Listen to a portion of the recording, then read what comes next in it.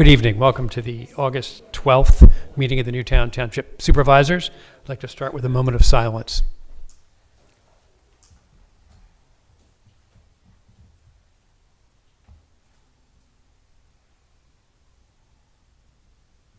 Thank you. The Pledge of Allegiance.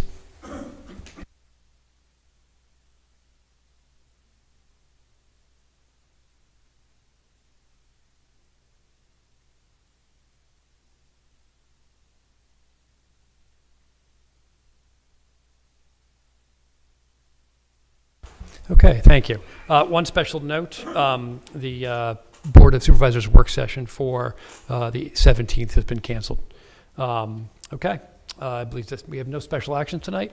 No, Mr. Chair. Thank you. That brings us to our first round of public comment. Please let us know what part of Newtown you're in.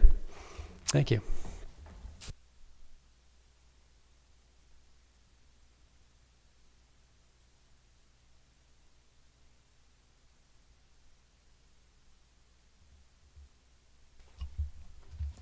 Hi, Nicole Ketterer. I'm right in Newtown Township in Newtown Grant.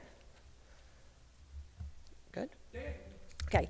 I'm here on behalf of many of the residents who are concerned about pedestrian safety at the Mark Crosswalk on Eagle Road at Jonquil and Marigold. This crosswalk is becoming increasingly dangerous. Newtown is becoming more and more congested with continually approved development, and it used to be very easy to cross. You know what I mean? We had the turn lane, no big deal. But now that all these neighborhoods are coming in, it's almost impossible. So I grew up on Jonquil Drive, so I have seen that change. Residents have really witnessed numerous close calls, and ever since the in-street pedestrian signs have been put up, unfortunately, it's sort of stayed the same. My son, right over there, he was trying to cross the street on his bike, and this is just one of many. Cars do not stop. In fact, he was trying to cross, cars are going. We actually have, he takes his citizen journalism very seriously and had his camera out. Cars are blowing by. An Amazon truck looked like it was slowing, ended up blowing by, scolded him as he was in the crosswalk. And this is after the in-street pedestrian sign has been put in. And so yes, that's concerning, but what's even more concerning, and unfortunately I've gotten many texts saying the same thing, is, I don't know, you guys are familiar with the turn lane? A car was making a right into Jonquil as a lady was pushing her stroller across the street, and the car making the right was stopped, but the car in the straight lane, you cannot see it. The car in the straight lane doesn't know if they're yielding to oncoming traffic or a pedestrian, and her stroller almost got hit. Like the car screeching whole. I was right there, and this is very, very common. So I understand there's already a marked crosswalk. I understand that there's already in-street signage, but we're actually asking for the township to consider installing the rectangular rapid flashing beacon. It's been proven at Federal Highway. Data has shown that compared to in-street sign has 45 to 80% yielding success. That's obviously a huge range, and just based on even with the in-street sign I've seen, we're clearly at the lower end because no one is stopping. While the actual pedestrian activated crosswalk has a 90 to 95% success rate in yielding. So I just wanted to bring that to your attention. The in-street sign that were put up after I had sent an email, they're more effective on lower speed roads, under 30 miles an hour, lower volume, which is no longer the case on Eagle Road and 2-lane roads. This becomes a 3-lane because of the turn. I had contacted Public Works in 2022. They put the signs up, they were hit, they were run over, they were removed, and they were never replaced. So we are just asking that the board support a formal engineering evaluation and work with PennDOT to determine if the rectangular rapid flashing beacon is appropriate. We just really want to make this safer before a tragedy occurs, not after. I also have, I don't know if you need this, a petition. It has, what I just was talking about. It has pedestrians who use this, as well as over 200 signatures from people around the area and family members. I'm not sure if this is something that I can submit. Oh, okay. So I just thank you for your time, and I really hope that you consider that, because the traffic is getting insane, and it is becoming increasingly dangerous, and my kid can't even cross the street anymore without like me out there yelling at people. But thank you very much for your time. Thank you very much.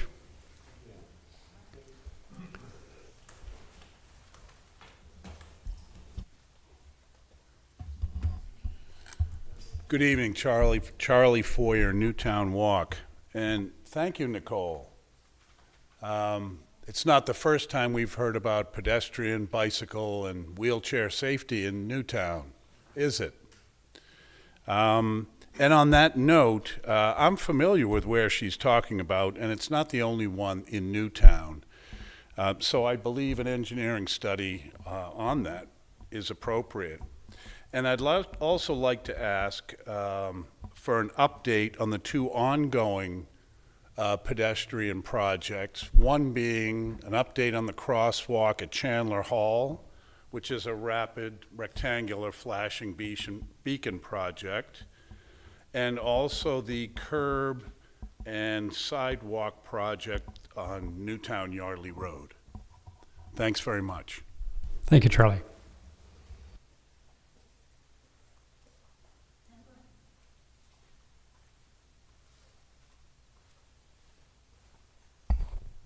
John Mack, Newtown Township resident. I attended the Newtown Sewer Authority meeting yesterday and learned some very interesting facts. I received the real property purchase agreement for the land that they purchased by eminent domain, which you may know they're selling for $11.5 million, the same amount they paid for it. However, there's going to be additional expenses, and this process might take a year. The buyer is what's called DeLuca Newtown LLC, and they have at least a year to make this sale final, and it's dependent upon the approval of the Board of Supervisors here, because they want to build townhomes, which is not really a permitted use in the OR district, but I'm sure they're going to make a case for it. The other thing I learned is about the fiber optic cables that are connecting Amazon data centers with the Falls Town data center, I believe. As you recall, in June there was a public meeting with a lot of the borough people upset that the cables were going to come in and destroy parts of the historic district on Washington Avenue. And the company suggested that they change the route, and the sewer authority has heard from them, and I think maybe the township has heard from the people who are putting these cables in, that now it is virtually bypassing the borough altogether and will be mostly dug up in Newtown Township, predominantly from Chandler Hall up South Sycamore Street to North Sycamore Street, all the way past the Green Parrot, and probably around the corner to Durham Road and Ice Cream Lane. And from there, they're thinking it's going to go to 413 and come up the road here. And so those were two interesting things. With regard to the sale of the sewer land, and once it becomes developed, we're hoping, I think, and many other residents are hoping, that the sewer authority will lower its rate, but I'm not too sure that's really going to happen. Thank you. Thank you.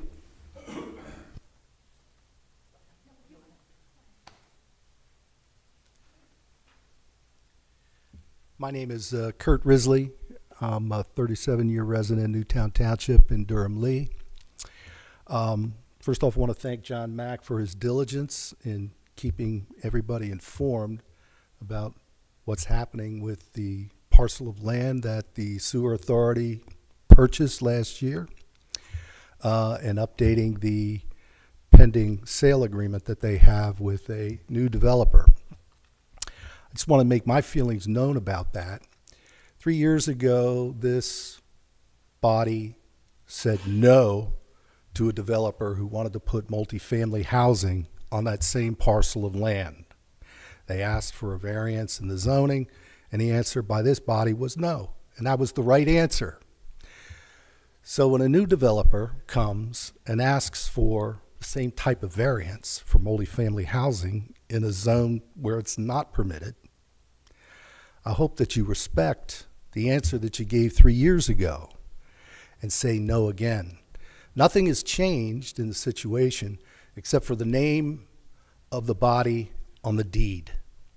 So the answer was no then, the answer should be no now. If, however, you decide that you have to go forward and listen to the proposal, I hope that you do it in complete sunshine so that everybody in the township knows that this is being discussed. These are the facts of the case.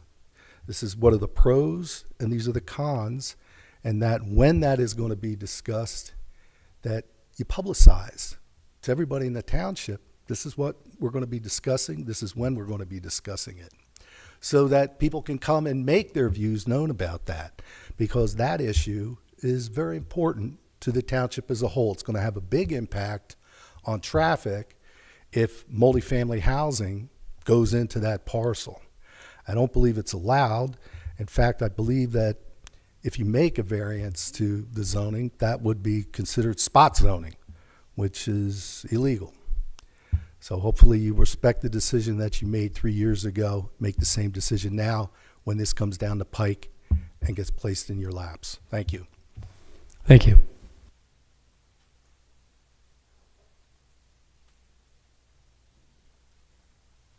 Hi, good evening, everybody. Kim Caputo, Newtown Township. Point of order, I have some comments on the Jointure Data Center ordinance. Happy to give them now, but also I wasn't sure if I should do that during public hearing. Yeah, public hearing time. All right, great, thank you so much.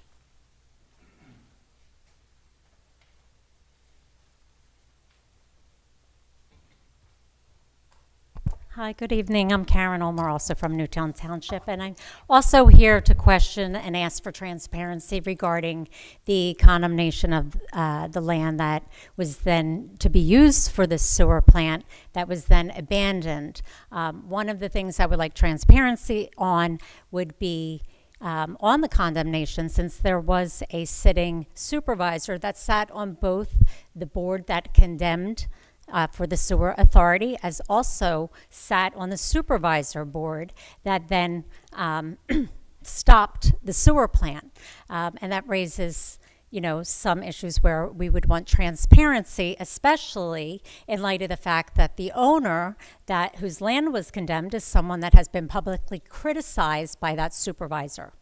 In addition to that, we want transparency that before it's sold, before it's rezoned, that you make sure that you follow the zoning laws. We ask for full public disclosure of the proposed sale and all the terms. In addition, compliance with zoning unless it's a legitimate zoning change.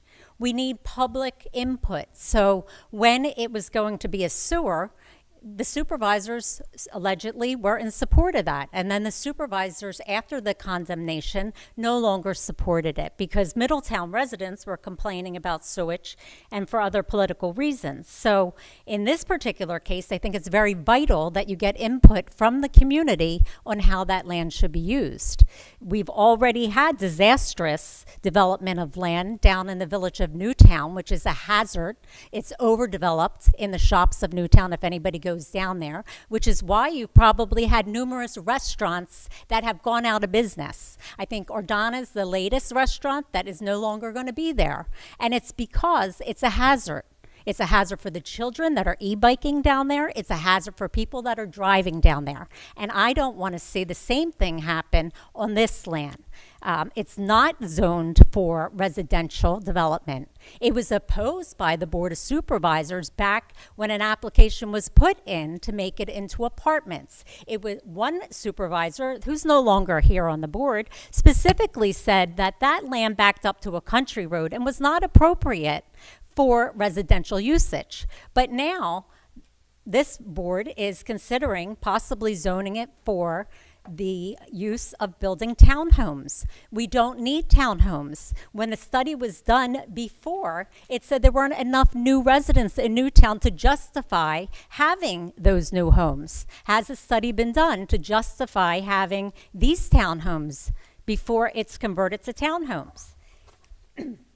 I think that the public should have an opinion on how this land's developed. There's greater needs than additional townhomes in Newtown. Anybody that reads social media would see parents complaining that there's nowhere for their children to go. There's no place safe for their kids to go after school. There's a great need for that. It could be used as something else, like an entertainment facility, to make Newtown a better place to live, but certainly not for housing. A requirement that any zoning change provide a substantial identifiable benefit to Newtown community as well as Middletown Township residents who are the ones that opposed it last time when it was going to become a sewer plant. In addition, some transparency to us as far as, and I understand that this is an sewer authority issue, but you do appoint people to that board, and there are people that are a sitting supervisor on both boards. As to our rates increased by 47% because after that sewer plant was going to be purchased, and 26% of that 47% increase was specifically for the purchase of the sewer plant, and we're still paying the 47% increase, and it hasn't gone down. We're paying for something that got abandoned because it wasn't well thought out. And now we want to make sure that whatever that land's being used for is something that the community supports, and ask for public opinion on that before it's rezoned, if it even is to be rezoned. Thank you. Thank you.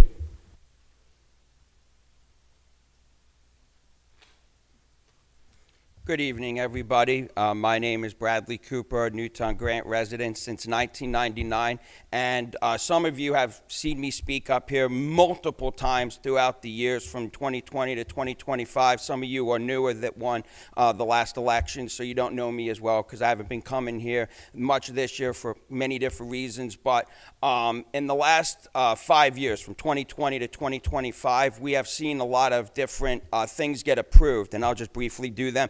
Toll Brothers across from Newtown Grant, DeLuca building on Twining Bridge Road, the Wawa being approved on Lower Silver Lake Road, and what has happened in the village in Newtown, and what could be happening in the future with this land being possibly used for a development, as some people have talked about and expressed their opinions on that subject matter.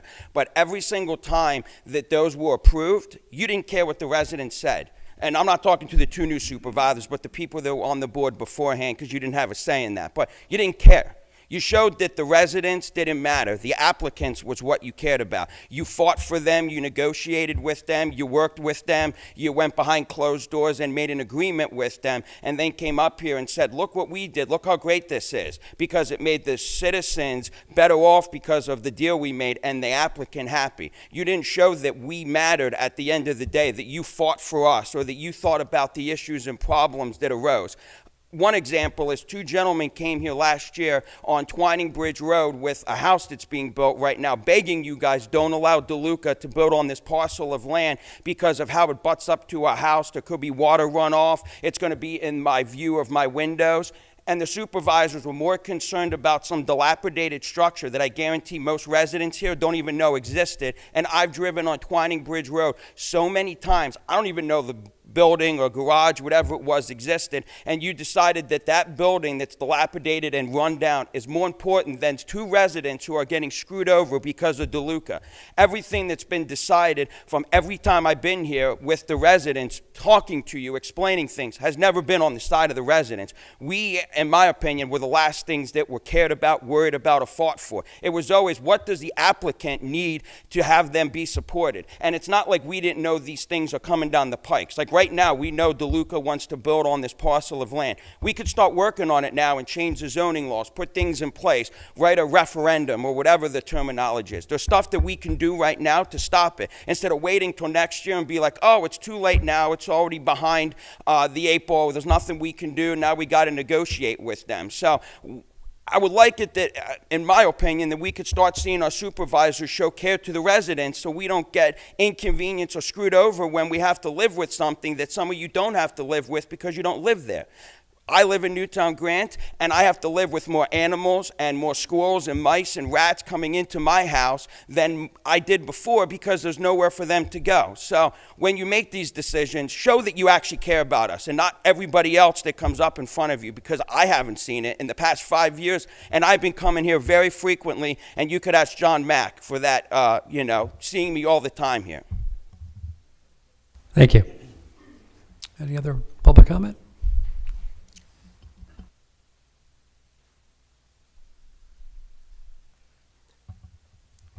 Good evening.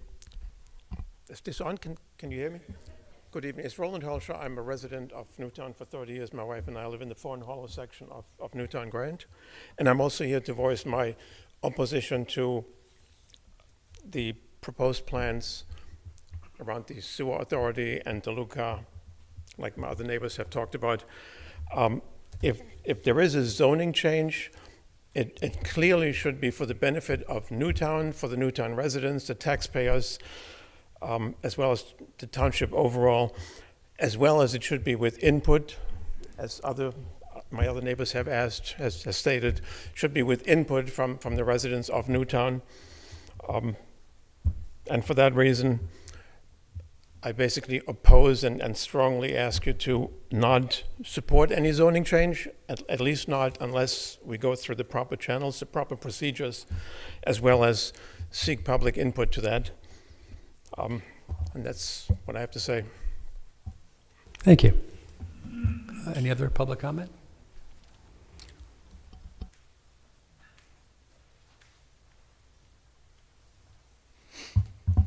Hi, good evening. My name is Dmitry Ostanin. I'm a resident of the Woods of Saxony subdivision. So I, first of all, would like to express the appreciation and gratitude from the board for addressing one of the concerns that we brought to the Board of Supervisors a few months ago about the speed signs in our neighborhood. I understand that this is a subject that we will be voting on, and this is something that the board has asked this members of this board to put in the budget, and I really appreciate that you included this and followed through on this. Second issue that, if you recall, I brought again on behalf of our subdivision was the sinkhole issue. So this is something that unfortunately has not been addressed. And what I would, couple of things I would like to ask. So number one is the communication. So we have an assigned person who is frequently communicates with the board. I don't know all of you or representatives of you. So on the particular issue of the sinkholes, our treasurer has been emailing Mr. Joseph Shawani multiple times. I think the last response that we got was after our May 18th request for an update. The response was that they will try to get to it within 3 to 4 weeks. And in multiple follow-up emails that the board sent, we did not receive any responses. So I would really like to ask that you try to work on improving the communication, and even if it's just acknowledging that you received the email and sort of are working on getting the response, that goes a long way, I think, to sort of establishing the trust and building the relationship with the community that you're all representing. And second is on the issue of the sinkholes, we still have no resolution and no updates on this. So I would really appreciate if you could follow up with the proper channels and inquire with Mr. Schiavone or whoever else is involved in this, that we at least get an update on what is happening and when we are expecting to see something addressed in this manner. Okay, that's all I have to say. Thank you very much for your attention. Thank you.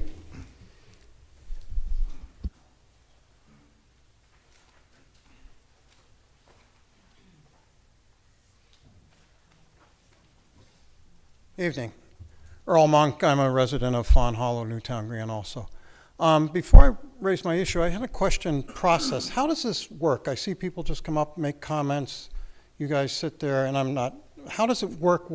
How does this process work? Could you So explain this is that? public comment. The idea here is that people are expressing their views on issues. They want to bring issues to us. It's not a back and forth. Okay. Our recommendation is if you have questions and things like that, email us. And we can get in, I've emailed with most of you, I think, here at least some point. So, and we try and be proactive about that. So if you have specific questions, you're free to raise them. And my suggestion would be is email us before the meeting, get our responses, and feel free to respond to our responses at the meeting.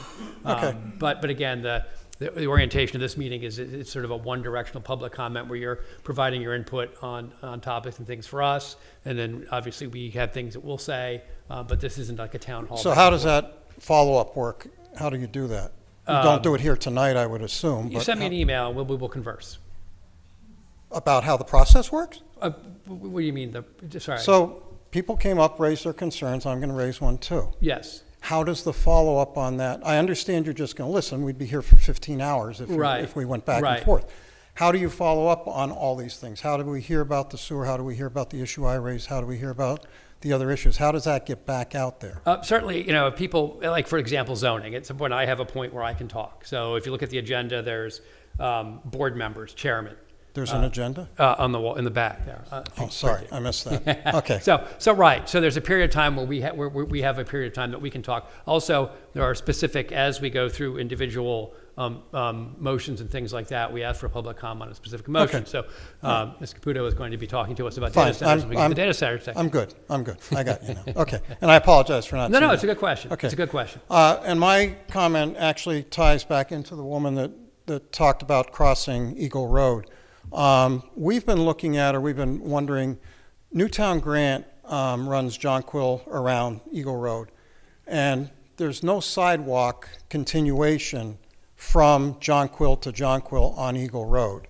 A lot of people who walk their dogs, bikes, those kinds of things, have talked to me and others. I'm actually on the board for Fawn Hollow. I'm not representing the board. I'm coming here as a resident. But the question is, what could we do to see that we can get a sidewalk built there? Is that something that's a township thing? Is that something that's a state thing? I wanted to do with, and I understand I'm not going to get that answer right now. Yeah, if you reach out, we can talk. I mean, there's definitely a process. Again, what you're going to find is that, we have to look at it, establish. I mean, if there isn't one now, we have to figure out why there wasn't one. So we can do a dialogue and we can talk about it and we can kind of work on. To be frank, there's a potential we won't put a sidewalk there. We have to figure out what the rationale is. We can't just say yes to everything. Yeah, and is that a township issue, a state issue, It depends or on the could be road. both? A lot of it depends if that's if it's a PennDOT road, if it's not a PennDOT road, right of way, who owns what. So Okay. there's a lot of issues around that we have to figure out first, and cost. Okay, all right, thank you for your time.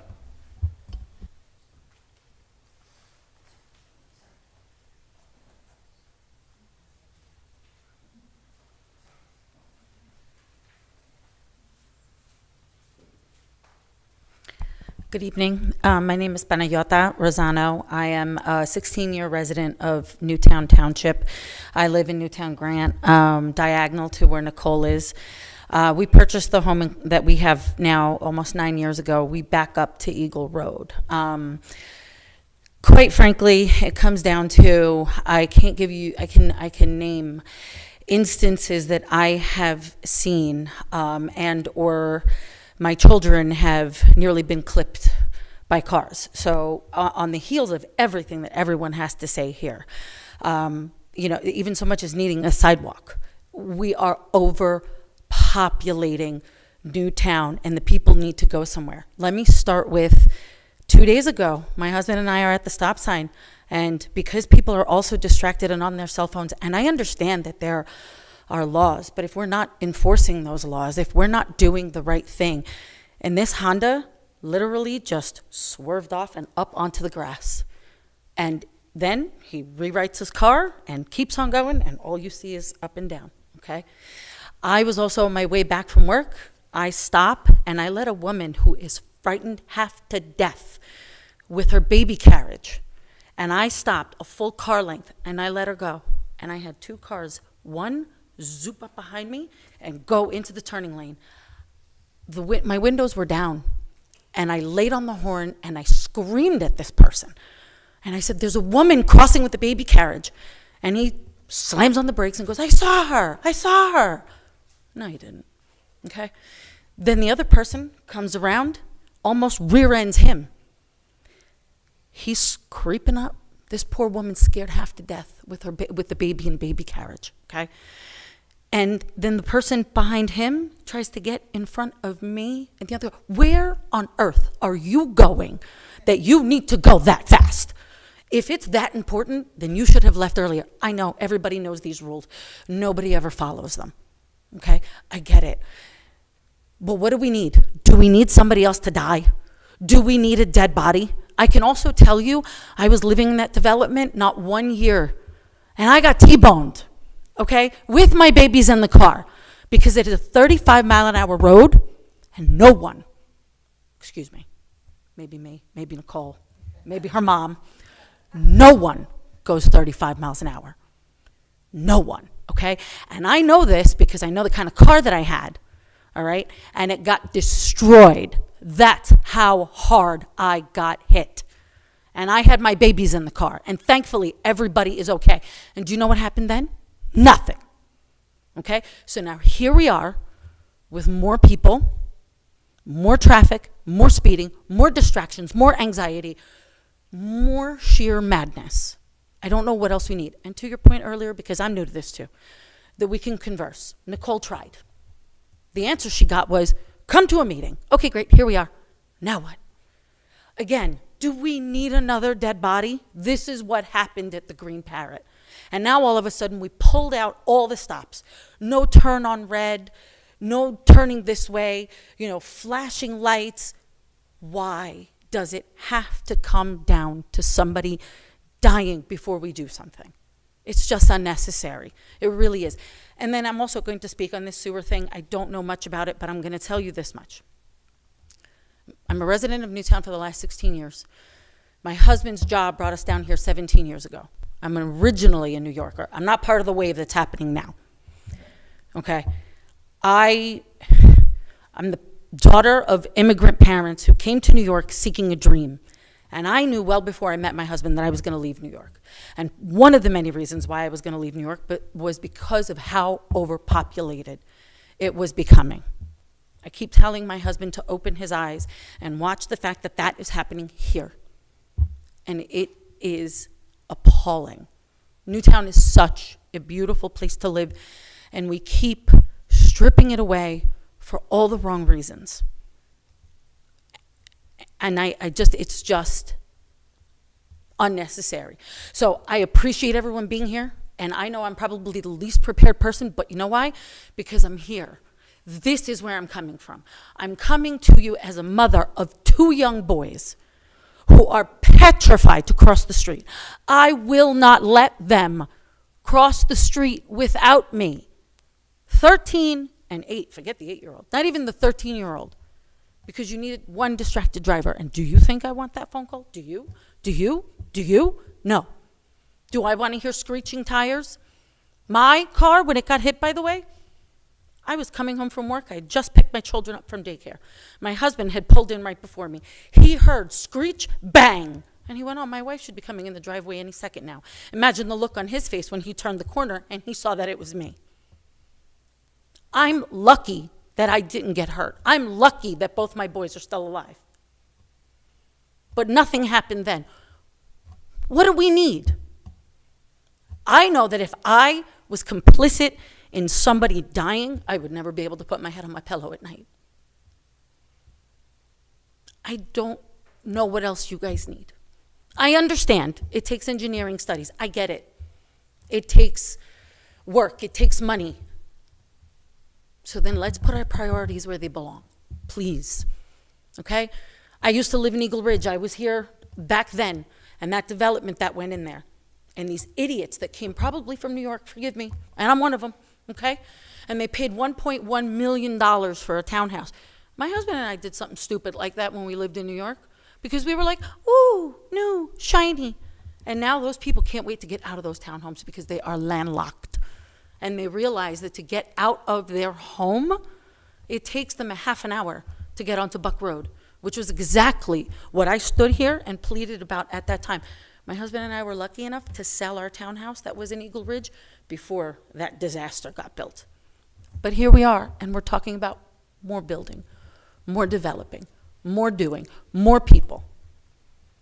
There needs to come a time when we say no.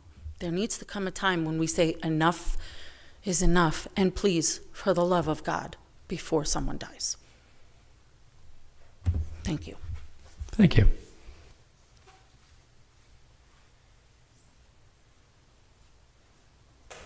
Okay, any additional public comment? Okay, seeing none. That brings us to our minor approval. Do we have a motion to consider approval of the July 22nd, 2026 minutes? So moved. We have a second? Thank you. Any comment from the board? I'll be abstaining as I was not present. Thank you. Any comment from the public? Okay. All in favor, please say aye. Aye. All opposed, please say nay. And one abstention. Thank you. Okay. And that brings us to our reports and committees. I believe we have no committees tonight. Okay. Brings us to the board members. Chairman, I know a lot of people have discussed the zoning tonight. I appreciate your feedback. We do hear you. From a status, at this point, there's nothing that the supervisors are doing. This is not a supervisor matter at this point because there's nothing in front of us. And so we do appreciate, we hear your feedback. You know, the sale is between the sewer authority and DeLuca. And so as that transpires, there will be things that will come in front of us. And so we are listening now. That will impact our decision. But like, at this point, there's nothing for us to do. Because again, it's early in the process. So from a zoning perspective and that sort of thing, again, and I please feel free to continue to talk to us and tell us how you feel. So we understand what your position is on this subject. But like I said, at this point, there's no action for us to take right now. But when there is time, it will all be in public. We will have all our discussions basically here, potentially in a working session. So you will hear everything that we have to say about it. So, as far as Light Path, they're still in their research phase. They haven't gotten back to us. So they're still doing their own investigations on what path they want to take. Again, so there's nothing for us to do at that point. It's all on them. And I think that's it for me. Please, Chair. Good evening, everyone. I just wanted to thank everyone for coming and for offering your public comment. This is how we receive information, and so we appreciate your involvement, we appreciate your comment, and we are listening. Thank you. Thank you. Mr. Secretary? Nothing to report. Thank you. Ms. Snyder? I just want to say that I drove by Newtown Grant and the exact place that you guys are talking about. I listened to everything you had to say, and I sat there and watched, and I agree that something needs to be done. We need to have a traffic study and perhaps a rapid flashing beacon, because something more than what's there now has to go there. It's a very dangerous situation, and I do agree with you with that. So we'll see what we can do to get a traffic study going. We'll have to talk and see how likely that is to happen, how much money it costs. It's all about money, but we're going to do our best.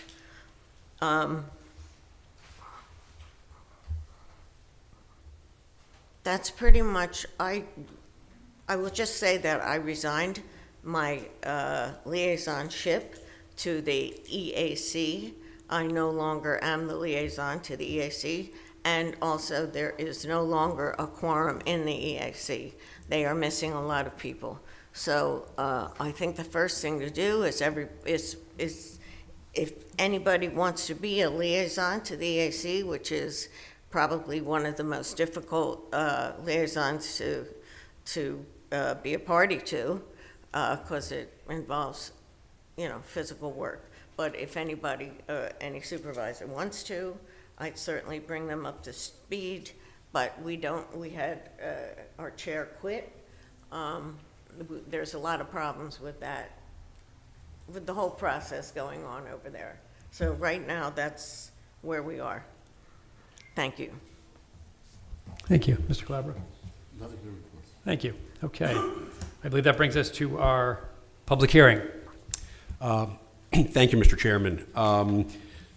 It would be appropriate for the board to open a conditional use hearing on the application of Apple Montessori Schools LLC for a conditional use to operate a use C10 childcare facility, daycare center at 1 Ice Cream Alley in the PC district. That matter has not concluded before the Planning Commission yet. We don't have a Planning Commission recommendation on that, and therefore our recommendation to this board is to open the hearing and continue it on the record to September 9th, 2026, and that would be the appropriate motion to consider.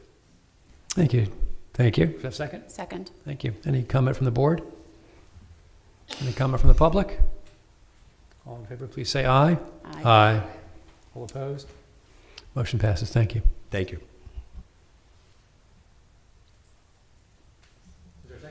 Yes. Oh, second public hearing. Oh, I'm sorry. I was waiting for you to say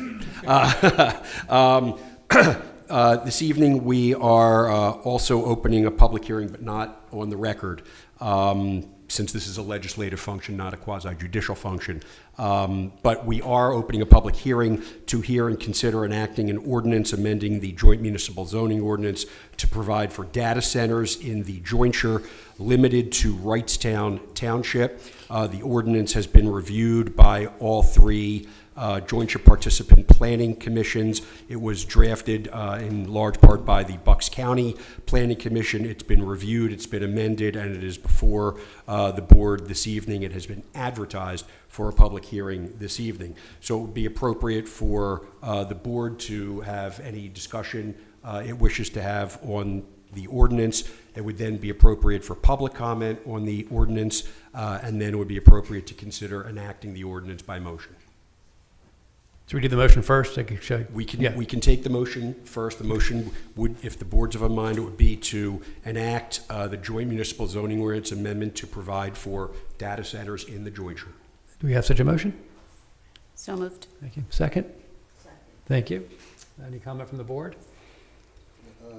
Just one, Mr. Solicitor, can you just explain and go into some detail for myself and maybe for anyone else in the audience what the term enacting the ordinance means? It's another word for adopting the ordinance or voting to make the ordinance official. So tonight we're approving the ordinance? That is correct. Okay. That is correct. You are taking final action on this ordinance tonight. Okay. Thank you. Certainly. And if I could just say, we are working on making it much, much stronger, but this is for protection purposes only to get it started. So this is not by any means the final say. Thank you. But also anything that if we were to change anything now, that would then have to go back to all of the other townships and go back through advertising, and it would be an extensive delay to get something on the books if we made any changes. That's correct. That's correct. Any additional public comment from the board? My only other comment is that anybody who is here to talk about the data center, please know this story is not over, and I would encourage you to continue to come to our meetings and voice your opinions because we do hear you. Thank you. And again, we're working with Penn Future. We're having a date conflict because a bunch of them are elected officials. Some of them are lawyers as well for other places, other municipalities. So we are still working on a date where there is no meeting in this room, so we can have this room available for as many people as would like to come. Now would be public comment. There you go, Kim. She's been so patient. Thank you. Thank you for indulging me yet again. Just a point of clarification. I was here in June not to prevent data centers. I came again in, what month are we now? August, in July, not to prevent data centers. The ordinance, and I'm just going to hold it up for everybody, is not about preventing data centers. I understand the objective, and my point, and I just want to recalibrate, is I am here in an effort to express concern and desire for the ordinance to be as protective of us, the constituents of Newtown and Wrightstown and Upper Makefield. And in my humble opinion, the ordinance as written, and I said this in June, and I said it again in July, and I'm going to say it now, is not stringent enough, not to prevent data centers, but to protect us, the constituents. I have point by point of examples, and I'm not going to go through them all because I appreciate everyone's time, but I will also say that this room is so gloriously full tonight, and it hasn't been, and so I feel like I would miss an opportunity if I didn't say just a few things about the ordinance as written. So I'm just going to launch in. From my perspective, the overall language of the ordinance, to this fine gentleman with the red hair, to his point, is very applicant-driven. It is not written from the point of view of, we are this jointure, we are strong, these are our requirements. Applicants must establish X, Y, and Z, even before there is a shovel in the ground. At a conditional use hearing, X, Y, and Z, and X, Y, and Z should be specified in the ordinance, must be satisfied. There is, from my perspective, two things happening at the same time.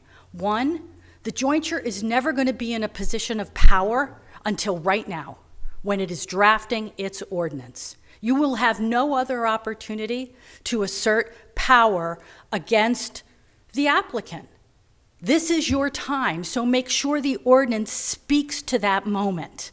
Secondly, they're going to be far more resourced than Newtown Township, Upper Makefield, or Wrightstown combined. So that tracks back to take your power now and make sure that your ordinance is as strong as possible. And I'm going to get to my examples. So for example, the setback in the ordinance as written is 1,000 feet. That is less than half of a mile. So the data center, the applicant complies when it is a setback of 1,000 feet. Most of the research, all of the research, actually that measurement, 1,000 feet, is even less than the minimal requirement nationwide in terms of communities that are struggling with these data centers. 2,640 feet is half a mile. That is considered minimal distance for a setback. This is your opportunity to be stringent. Again, we all know this is not about a development, which I agree with what everyone has said about rampant development, residential development in Newtown, but this isn't that. And so our typical zoning should not be the model. We have to accept and recognize these are enormous, colossal entities that run 24 hours a day. So for example, in the ordinance as written, there are requirements about lighting and dimming, but the ordinance does not make a provision for dimming at 50% when the facility runs 24 hours, which they're going to do because that is what they do. So that is an example. The setback is an example. We should be saying, with respect to electricity, water, and sewage, the applicant must submit a plan that they are privately providing all of that, all of it. It doesn't say that, does not say that. For all of the people who stood up today to talk about the sewer authority situation and the rate hike, you can be sure that unless our zoning specifically says if there is a rate hike, it goes to the applicant. There should have to be studies done so that the rates are monitored, so that if there are peaks and increases, it doesn't befall upon us. It goes to the applicant. They should have to have set-aside funds so that it is the applicant's problem. Don't pass it on to us. Not our problem. What do we get in exchange for giving up our land, our water, our air, our noise-free, kind of, sort of, nowadays, environment? We got to get something in return. And then, not only do we have to get something, we have to make sure that money has been set aside by them when it comes time to remediate a problem. And if it's one thing they have, it is money. So ask for it and make them give it up. Provision in the ordinance that I would urge, and you're probably, I hate to sound like a fatalist, you're going to approve it as written tonight. I feel that. And I hope it is reopened and revisited. And when it is, there should be a specification that every single water source has to be non-potable water. Don't let them take our fresh water. That's ours. We need it. We need it to drink and to live. Non-potable water. It is difficult, but it can be done, and they have the money to do it.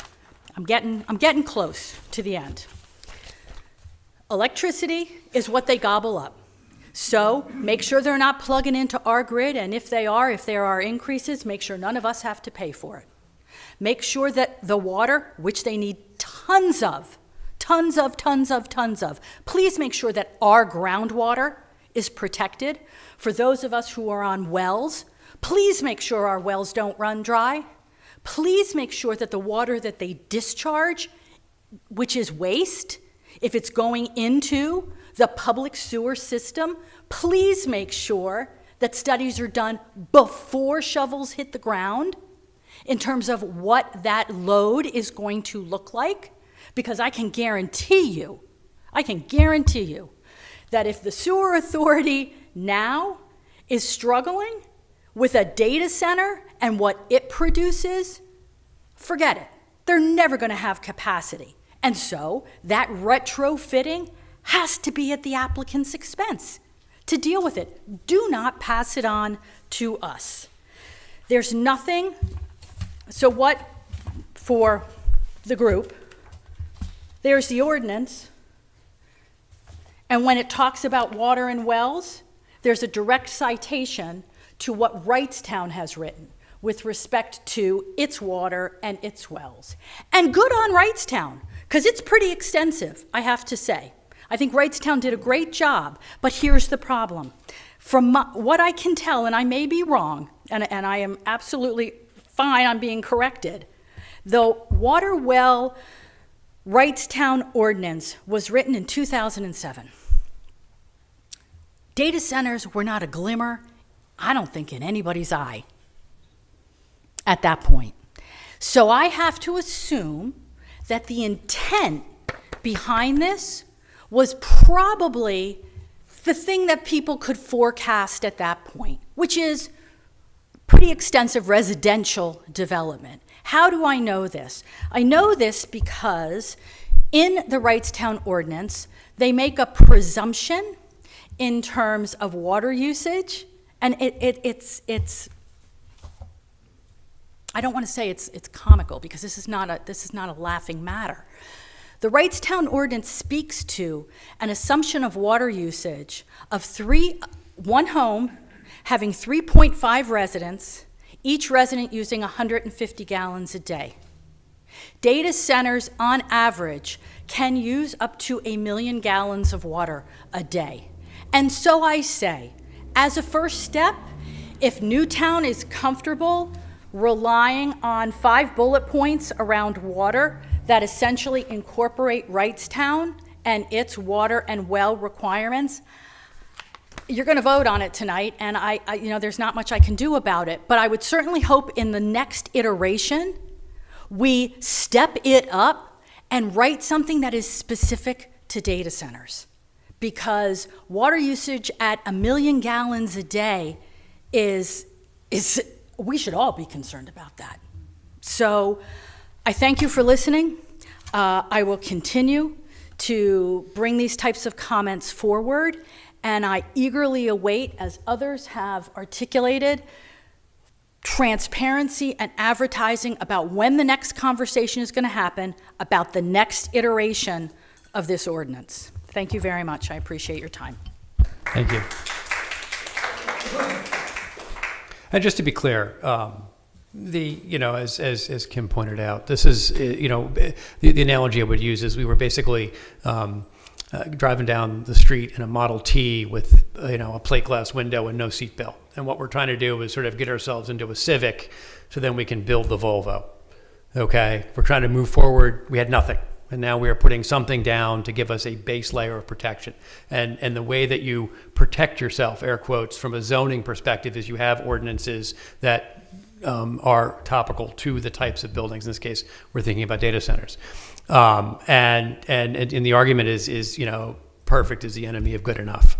And we needed to get something in place now, so we had something. And then I would recommend that, Kim, you keep coming back and make a big list. And just so you also understand, the reason Wrightstown's water piece was in there is that the way the Jointure works is we're one of 3 communities that really look like one entity from a zoning perspective. And that means that if a zoning center was going to come in, it would go to Wrightstown. It could not go in Upper Makefield. It could not go in Newtown. I believe Wrightstown actually has a sewer system. So they can't overload our sewer system because they don't have access to it. So Wrightstown got to have that language because that's where the data center would go in the quarry district. Basically, they'd have to go up next to the place where they blow up rocks. But we hear you and we understand and we share your concerns. And so what this is a work in progress. So we look forward to hearing your voices in the future, and for the next round, building it to be the best data center ordinance that we can build. So, okay.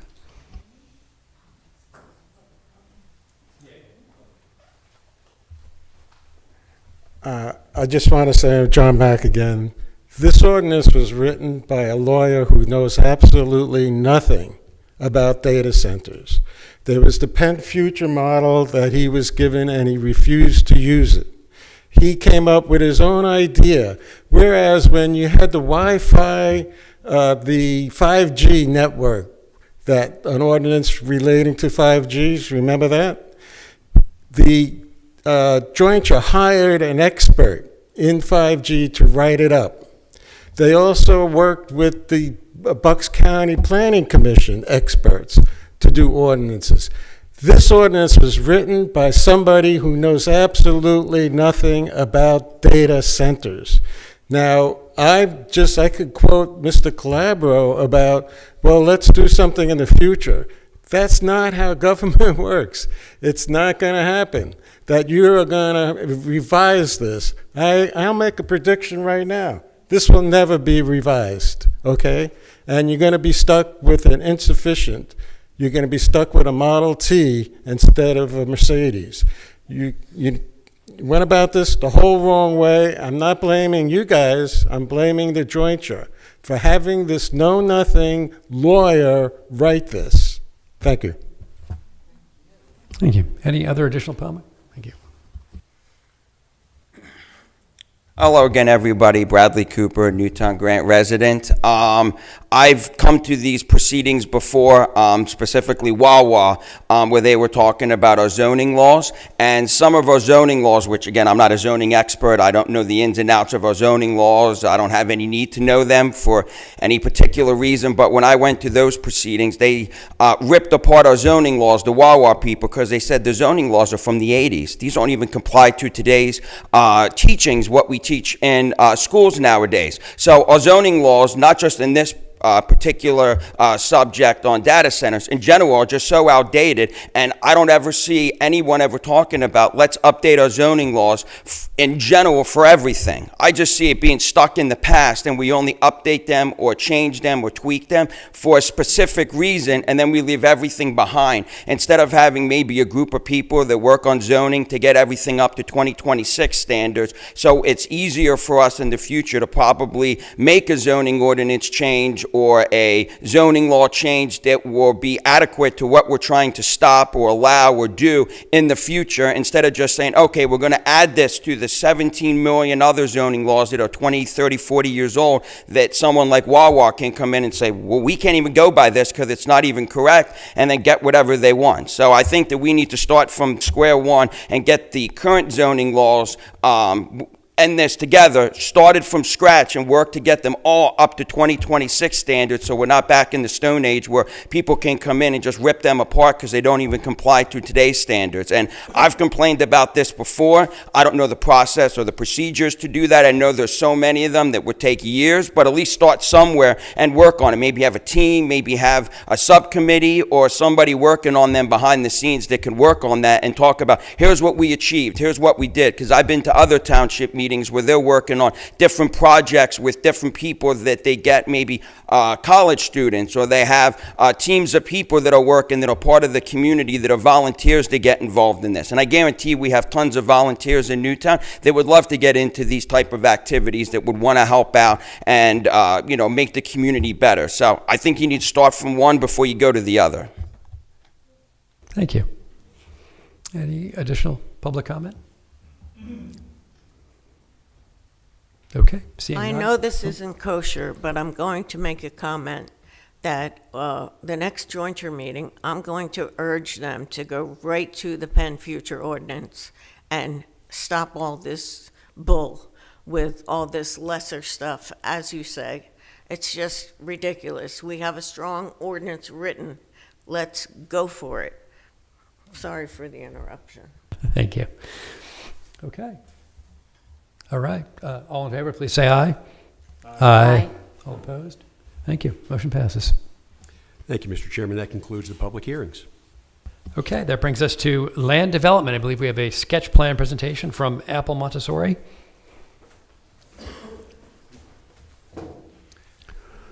Good evening, Mr. Chair, members of the board. My name is Rob Gunlock. I'm the attorney for the applicant, Apple Montessori Schools. Here with me from Apple Montessori is Erica Amon. Erica is the Vice President of Development for Apple. Also is Sean Munz. Sean is with Dynamic Engineering. He's the civil engineer on the project. And Chris Gardesi. Chris is the representative from Shop One, who is the owner of the property that is commonly known as the Good Nose Corner Shopping Center. We're here tonight for Erica is going to give you a presentation. We have some PowerPoint slides we're going to walk through as to Apple's proposal to use the now vacant Rite Aid building for an Apple Montessori school.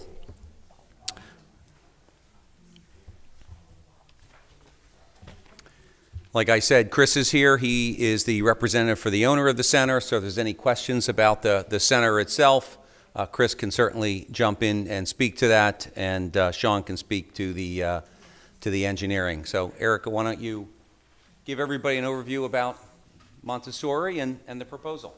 Sure. So I had hoped to have the TV to share it. I apologize that you're going to have to share some small copies, and I will have to collect the audience members' versions back up at the end if you don't mind. Thank you, Chair, Vice Chair, and the board for seeing us tonight. I've put together a slide presentation because we did see the Planning Commission a few weeks ago. They did have some questions and concerns about our application, and we wanted to make sure that we got ahead of answering any of those questions as part of tonight's hearing. And as part of doing that, we've come up with some potential solutions to the flow of the shopping center itself. Our proposal reduced our headcount a little bit. So I'd ask that you kind of follow along. I did have this digitally, and I'd also hope to share a video with you of our Warrington location. Hopefully, maybe one or two of you got to go and take a look at it since that hearing. So the first meat and potatoes page is the third page, which is a little bit about Apple. We've been in business for 50 years in early childhood, opening our first Montessori school in New Jersey in the 1970s, early 1970s. We've graduated 25,000 preschoolers through our program. We have 22 schools in New Jersey. We serve ages infant through kindergarten. We do have an elementary program at one of our schools in northern New Jersey, although that is our only one and would remain our only elementary program. And as some of you may know, we are opening our first school in Pennsylvania here in neighboring Warrington in September. We've just completed the fit out of a former Eastern Mountain Sports, so we're reusing that space at Valley Square. Our schools open at 7 in the morning. Our school day starts at 9. So from 7 to 9, we have a staggered drop-off of the children that are attending our school. We close at 6:30. We have a staggered pickup between the hours of 3 p.m. and 6:30 p.m. We don't have one single bell in the morning or one single bell in the afternoon, where all of our families show up to either drop off or pick up their children. We do have some exhibits on that. Our staffing and our square footages, they observe PA licensing ratios. Our outdoor learning is in small rotating groups, including the usage of our swimming pool, where we give instructional swim lessons. And of course, we have continuous supervision of our children and controlled access into the building. I have included some photographs of some of our outdoor play areas to show you how beautiful and bucolic a fit we are in several of the communities that we're in. All of our play area furnishings are cedar wood and acacia wood, no plastic play structures. So I want to just respond a little bit to some of the questions that we heard at the Planning Commission, and I do understand that the Commission came in the day after our hearing and gave a short presentation, sort of debriefing on our presentation. So when we were in front of the Planning Commission, we presented an application where we would have 154 children. We've actually reduced the in-building footprint to 7 classrooms from 8, thereby reducing our head count to 142. We've transitioned that additional room into a multi-purpose room. We have some enrichment programming that we'd like to offer there, which we do at our other schools, and the Rite Aid is a little smaller than our other schools. We've removed the drop-off and queuing lane. That was a morning-only drop-off process that we offer at some of our schools, not all of them. We heard the Planning Commission's concern about stacking in the drive aisles, so we've removed that from the plan. We heard the Commission's concern about the parallel parking in Newtown. We removed the parallel parking space in lieu of angled parking spaces along the loading area, and a one-way drive lane, and then taken away the elimination of the exit onto Ice Cream Alley from the Silo Drive side. We have revised the outdoor areas slightly. We've decreased the size of the pool just a bit in order to increase the size of the play area. We have done a parking demand analysis. You'll find that as we get through the next couple of slides. So we've taken an actual parking demand analysis of one of our existing locations that we had conducted when the school was operating at full capacity, a comparable capacity to what we're proposing here in Newtown. And we've done an analysis overlaying that with the demand of the shopping center.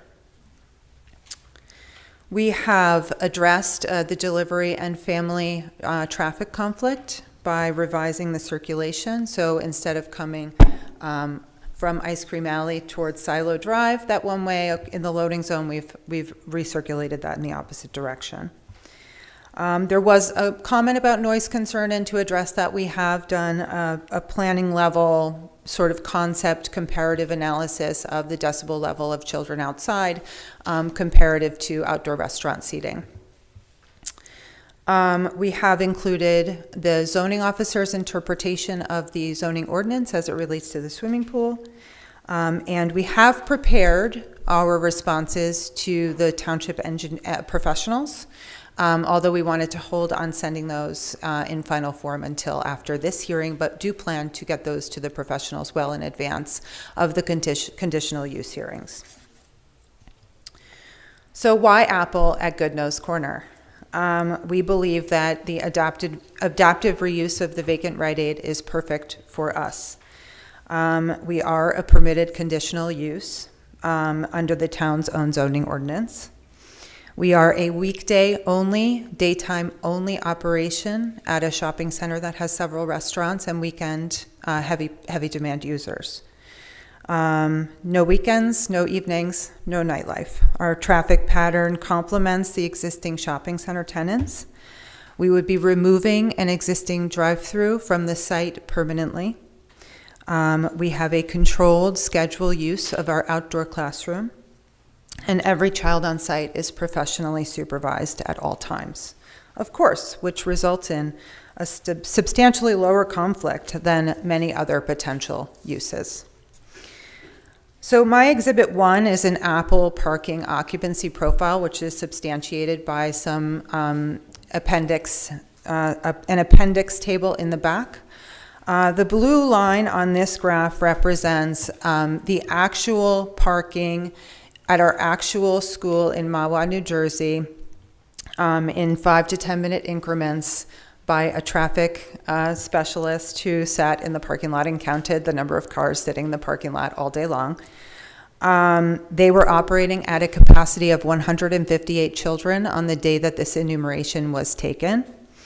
So the green line is us scaling that parking count to a 142 child capacity.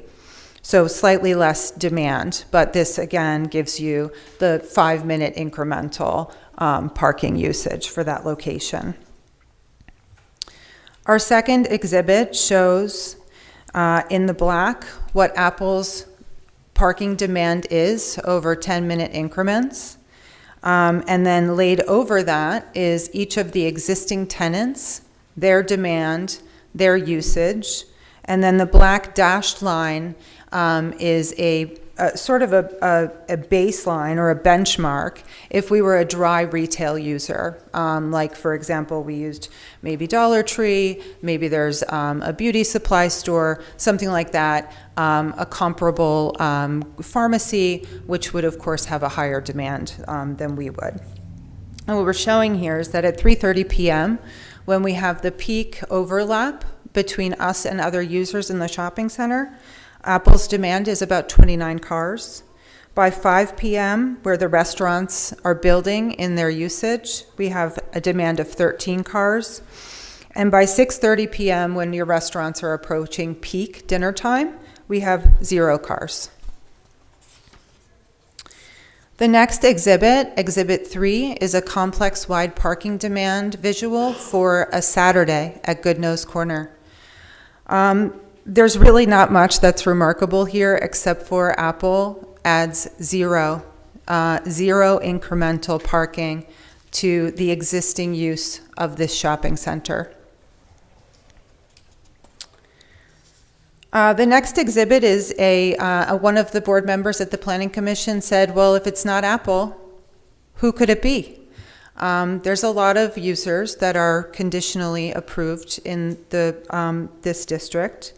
We wanted to show what the Saturday incremental parking demand could be for those users, of course, understanding that most of them would have to come before this board and the commission for conditional use approval.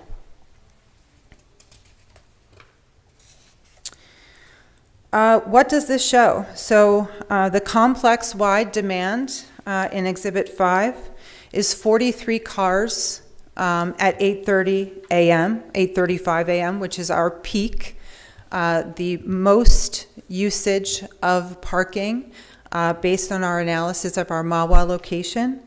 That coupled with the handful of cars for the co-tenants, we're looking at 43 cars at the peak of our usage.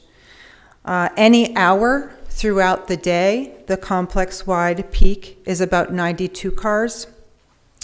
And just to show as a comparative, the Saturday peak with Apple at a 0 usage is 101 cars. This matters because Apple's highest demand is during the complex's lowest demand hours. This shows very clearly that Apple is a complementary user to the existing tenants at Goodnose Corner.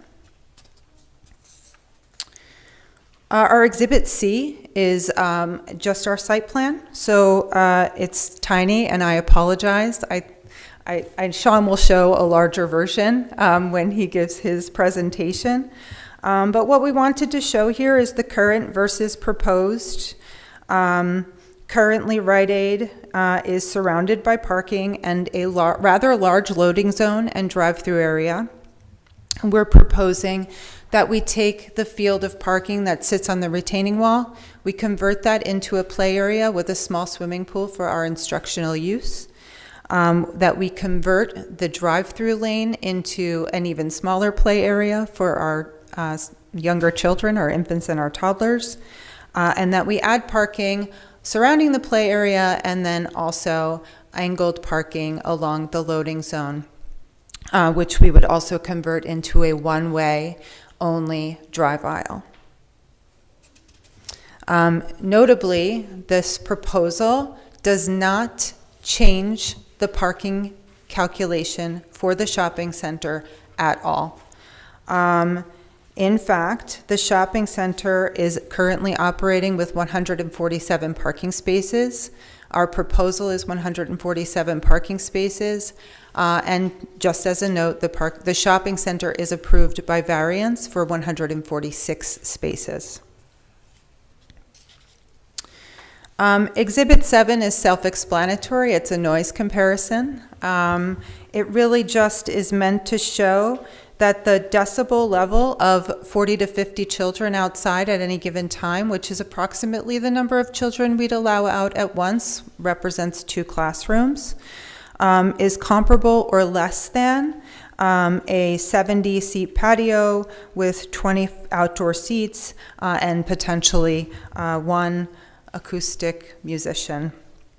I think the takeaway here is that outdoor noise is an activity already exists at the shopping center, and because of our complementary hours to the existing users or the high demand hours of the existing users, we will not be adding an exponential or substantial noise beyond what's existing at the center. The Exhibit 8 is a property circulation diagram. So one of the things that we talked about at the Commission's hearing was circulation and truck deliveries. Our families start to come at 7 a.m. You can see in the appendix that shows our MAWA parking demand calculation that between 7 and 8 a.m., we might have a few children come into the building. Really, that's time for our staff to come in and begin to get ready for their day. We don't have a large number of children that are coming in the door between 7 and 8. The majority of our drop-off is between the hours of 8 and 9. And you'll again see that in the appendix slide with the MAWA traffic demand, or parking demand rather.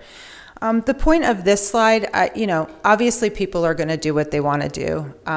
People are going to pull in where they want to or where it's convenient. Our families are very conscientious of the safety of their children and the safety of the flow of entering and exiting our schools. We give them clear instructions. We ask them to follow those instructions so that our staff can exit the building and safely help them into the school, whether it's getting the preschoolers out of the car at the curb, or whether it's letting the infant and toddler children come to the door and drop their babies off.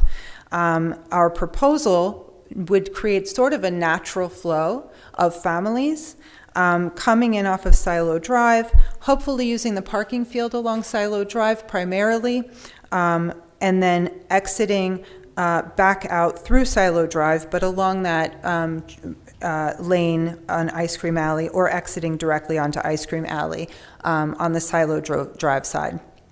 Conversely, we heard that most of the truck deliveries are coming off of Durham Road, down Ice Cream Alley, making the left into the shopping center, and the trucks are sitting out in front of the restaurants and making their deliveries in the morning. And what we understand is that's happening typically between the hours of 7 and 8 a.m. So very, very limited overlap in terms of circulation. Our Exhibit 9 shows how our pickup and drop-off activity works. Our infants and toddlers arrive staggered between 7 and 9 a.m. The parents park in a designated space. They walk the child in, and the staff receive the child at their classroom. The preschool, typically we have a staff-assisted lane. We've eliminated that from this plan. So instead, the families will pull into a designated space. The parent will stay in their vehicle, and our staff will greet the vehicle and escort the child into the building. They will always have the option to park and walk their children in. But we do offer that service, and we find that it works really well, and that it helps keep the flow of movement of vehicles. In the afternoon, we do not have a pickup service. We have a staggered pickup rather. Parents park in a designated space. They walk to the entrance. They show an ID, and the child is released to that authorized adult. We do not have a school bell. It is not a concentrated event, and children are not unsupervised during the process at all. I think one of the important things with Exhibit 10, and this is again sort of a reiteration of the pickup and drop-off protocol, but I think the critical piece that we wanted to sort of note here is that children are not unsupervised in the parking lot. We discourage families from parking in a field that causes them to have to walk across a lane in order to bring the children in. And actually the layout that we've proposed here fits that quite nicely for us. There's plenty of spaces right along the Rite Aid building to allow parents to park and bring their children in safely without having to cross a drive aisle. I want to talk a little bit about our pool. We have 22 schools, and of those 22 schools, 15 of them have swimming pools. We've actually just built a pool at our Warrington location that we plan to open on September 9th. Our pools are only for the children enrolled in our program. They are only opened for 8 weeks from 4th of July through the end of August. They are not for the public. They are not for outside swimmers. We do not allow people to rent them for lessons or any other opportunities. They're used for instructional lessons only by our preschool-aged children. We think that water safety for young children is a very, very important component and critical component of their curriculum. There's no open or recreational swimming. The children are brought in one classroom at a time for 30-minute structured swim lessons. We hire our own lifeguards. We have Apple, again, supervises every session. This pool is from 2 feet to 5 feet, no diving, no free play. It's fenced, gated, alarmed, camera monitored, and with controlled access only. And when I say alarmed, we put subsonic wave sensors into our swimming pools that connect via Bluetooth and via an audible alarm, so that if something breaches the surface of the water, our staff is immediately alerted. We do have a written pool operations manual for each of our locations that is tailored to each location. And that is overseen by 2 certified pool operators who are full-time employed by Apple Montessori. One last thing that's not in here, our pools are saltwater. They're not chlorine swimming pools. So the smell of a chlorine pool is not a component of our operation. The second exhibit relating to the pool is the zoning officer's interpretation that the pool is accessory to the school use. Based on the zoning officer's written determination, we believe that the pool would be an H5 accessory structure, which is allowed in this district. Just a few miscellaneous Q&A. We did reduce the head count to 142. I would like to just repeat that. We did that because in further consideration of the architectural layout, it is a tight squeeze for 8 classrooms in this building. It did not allow us with 8 classrooms to have a multi-purpose space or a STEAM enrichment space. So we have eliminated one of the infant classrooms in lieu of having that multi-purpose space. Does the lower staff count with the reduction of that classroom change the parking analysis? We did not change the parking analysis for the purposes of this. There was a question about maintenance staff, repair staff, or delivery personnel. So in order to just stay even, we kept the staff count at 20. Again, relating to the township review letters, we do plan to send those review letter responses out by the end of the week, well in advance of the conditional use hearing by both the Planning Commission and this Board of Supervisors. But we wanted to wait until after we'd had a chance to present to you directly before we went ahead and sent those. The rest is really just appendix slides to support some of the data that you're seeing in the tables. So I leave those to you to review, and I welcome any questions relating to the application if you have them. Thank you.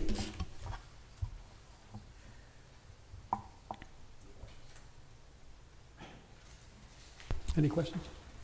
Just one as to the parking count. I noticed in Appendix A that the date of the count that you were using is from December of 2021. Do you have anything more recent?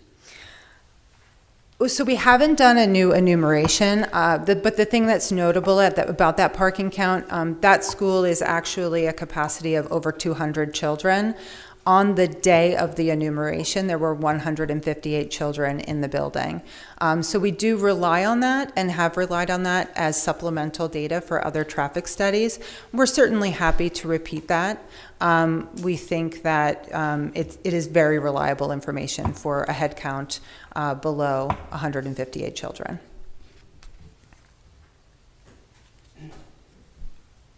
I have a question for the solicitor.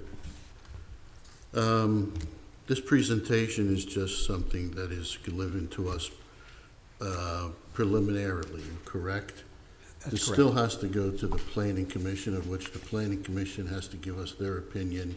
And then I'm assuming they will be coming back to us, hopefully with an easel and things that we can see what's going on, because this was, nice to have these, but it was totally unprepared.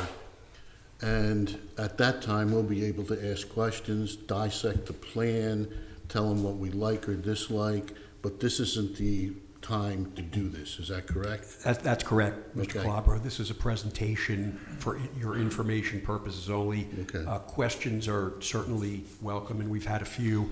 The next step is they go back to the Planning Commission to respond to the Planning Commission's questions and concerns.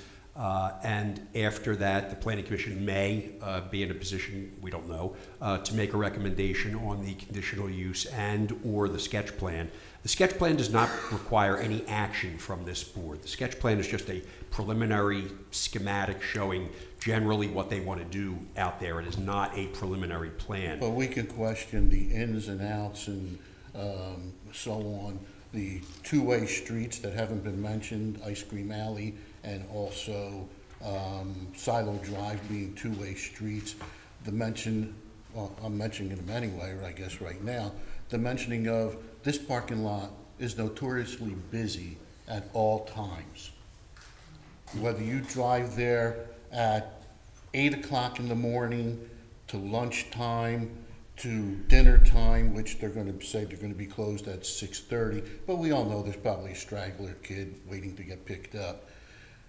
This is a dangerous parking lot for adults. So, I mean, these are questions we can present. I don't need an answer right now, Yes. but these are questions we can present to them when they finally give us their sketch plans or whatever. their final Correct. You will plans. have the opportunity to do that, and you also have the opportunity. And also go into the dangers of a swimming pool.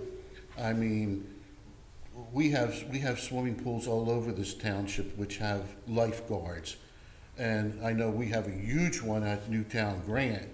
And it's not always safe for everyone. Then you're gonna have children. And she didn't even mention the ages of these children that are gonna be there. Can you tell me the ages of the children? I did. What The came pool up? is only used by our preschool-age children in Okay. single classrooms. Okay. And they are given only swim lessons Okay. by certified lifeguards who Apple hires directly and employs for the full summer. And I appreciate you cutting it down to 142, but at the drop-off periods, if each parent walks in a child, that's 284 people walking in and out. I mean, these are just things that I think need to be addressed, and these are questions that you know, on paper it looks like, oh, this is fantastic, but again, it's in a parking lot that is notoriously congested, and you're going to have people. We've heard testimony tonight or questions tonight about people that can't even drive down a street safely, and they almost hit people. Phil, can I Now- make a suggestion? Now, yeah, you can make a suggestion once I'm done talking. Now, we're gonna have these cars going through these parking lots, of which half of them don't pay attention, let's be honest. Talk about having to be alert when you're walking through a parking lot, but we're gonna, I don't know, I don't think these things were addressed properly. Maybe they could go back and reassess what they're doing, but I just think this is a danger. Somebody was up here earlier saying, do we have to have someone die? And no, we don't want anyone to die. We don't want a little kid to get hit. We don't want a little kid to drown in a swimming pool. These are like Well, haphazard things that I don't think were thought out.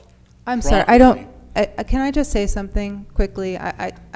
We're operating with almost 2,000 children in our program. Understood. And safety is 100% our first It priority. And only we think, takes- we only actually, takes one. yeah, Only takes one. We have of course. adults that unfortunately couldn't cross the street properly, got hit by a car, and were killed. Now, we're talking about, hey, I don't know, to hold the little kid's hand who wants to get away from you, that's pretty difficult at times. And you can't say 100% sure that none of these kids are going to escape and go running into the parking lot. we have parking lots at every single one of our schools. I don't care about the others. I care about this one. Yeah. Somebody here once said we got to worry about Newtown Township. I don't care about McCutcheon or Warrington or wherever else you're at. It's Newtown Township, and I'm sorry. I just think that this particular parking lot, unless you come back and give revisions, is just a dangerous place for 142 kids, plus parents, plus workers to be running rampant at any particular time. Mr. Calabro, you will have the opportunity to make those comments and express them as this matter moves forward. Okay. Any additional questions? Yes, real quick, is there a cover for the pool? Yes. Thank you.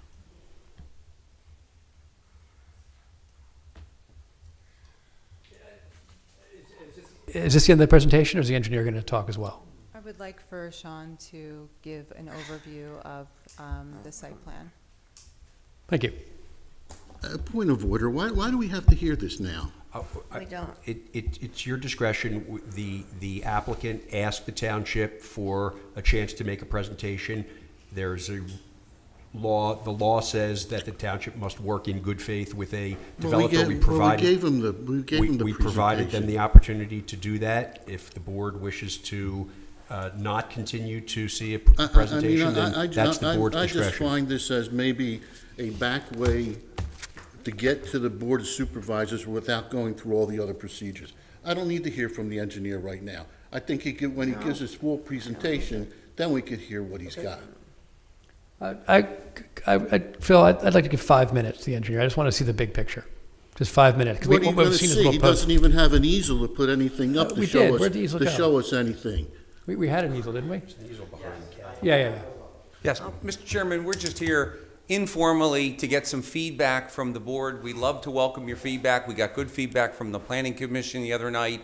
We're trying to take all this feedback, incorporate it into the plan, have a better plan before we commence any conditional use hearing. We also aren't rushing to get to the conditional use hearing. We're going back to the Planning Commission and we're going to work with them. But we'd love to hear your feedback tonight to see if we can incorporate it into this plan to get a better plan. But this shouldn't be a feedback meeting. This should just be you giving a presentation and leaving. You still have to go to the Planning Commission. That's correct. You still have to get feedback from the Planning Commission, of which, again, I heard you were unprepared for the Planning Commission meeting. I don't think you were prepared here, assuming that we would have had space for a laptop for you. You should have called and maybe found out if that was the situation. I think we've already probably used up an hour of time, which you're going to be coming back. Yeah. Let me address the Planning Commission because people keep repeating this comment over and over. We were completely prepared for the Planning Commission meeting. No, you weren't. We received... No, you weren't. You didn't even have answers to the professionals that had asked you questions. We received the letters a few days before the meeting, and we were prepared to go over those answers. But that was the first... No, you weren't. I was sitting there. I know. We received feedback. I don't think this is very helpful, to be perfectly honest. I don't- think we should either I don't think move any of forward this with a is 5-minute necessary- presentation from the engineers, or necessarily we should, helpful. No, we should be I'm done. curious. Sorry, I didn't mean to cut you off, Melissa. And I did appreciate this presentation. Thank you. Yeah, I know there was a change. I was at the Planning Commission meeting, and I think you've As was I. changed the flow of traffic.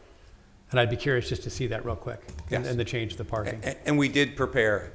Erica spent hours putting together the PowerPoint and all the data that you received. We think it's completely readable, it's legible. We have copies for others here. We can hand it out. We can put it on the website. We'll bring it on the projector to the Planning Commission meeting. We'll set up a slide.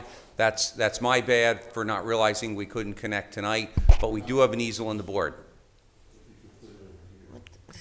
So, Sean, why don't you just run through the layout and the revisions you made since the Planning Commission meeting, and we're going to be re-showing this back to the Planning Commission. May I also suggest that you give something to our projection engineer so that they can show it on the screen, because I can't see that. So that guy in the booth right there could show it on these screens. If you were to come back with something, like personally, I can't see any of that. Sure.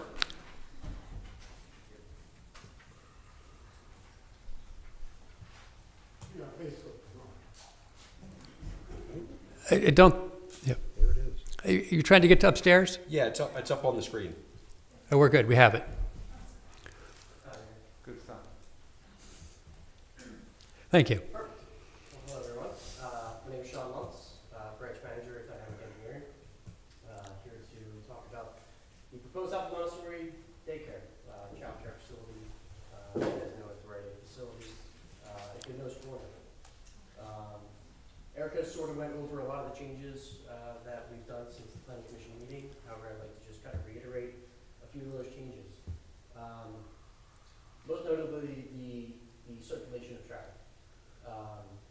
So previously we had a counterclockwise circulation for the one-way drive aisle that was going to have parallel spaces on either side next to Ice Cream Alley. We have since, through feedback from the Planning Commission and reevaluating, we have flipped that circulation where primarily the Sidewalk Drive entrance will be used and will go around in a clockwise rotation around the school. As Eric noted, the bank of parking just south of the existing building will be primarily used.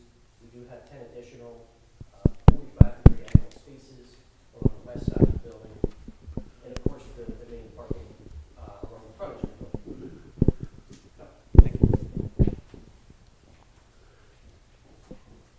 Overall, from a parking perspective, we do, for the entire center, maintain the 147 spaces that exist there today. They have a previous approval for 146.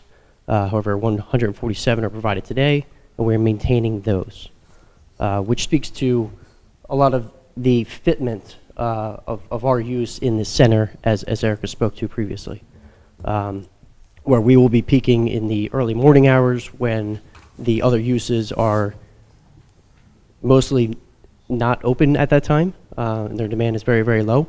And when their demand is high, we are likely, the last child is likely picked up at that time. Right. So real quick, so using your fancy light there, your Sure. laser. Yep. So right there, where's the green parrot? Green parrot's down here in the bottom right corner of the plan shown. And so I know the owner of the green parrot was complaining that, they have deliveries and things like that. So Sure. What I believe with the new flow is going to be is that the truck would be sort of behind the green parrot, right here.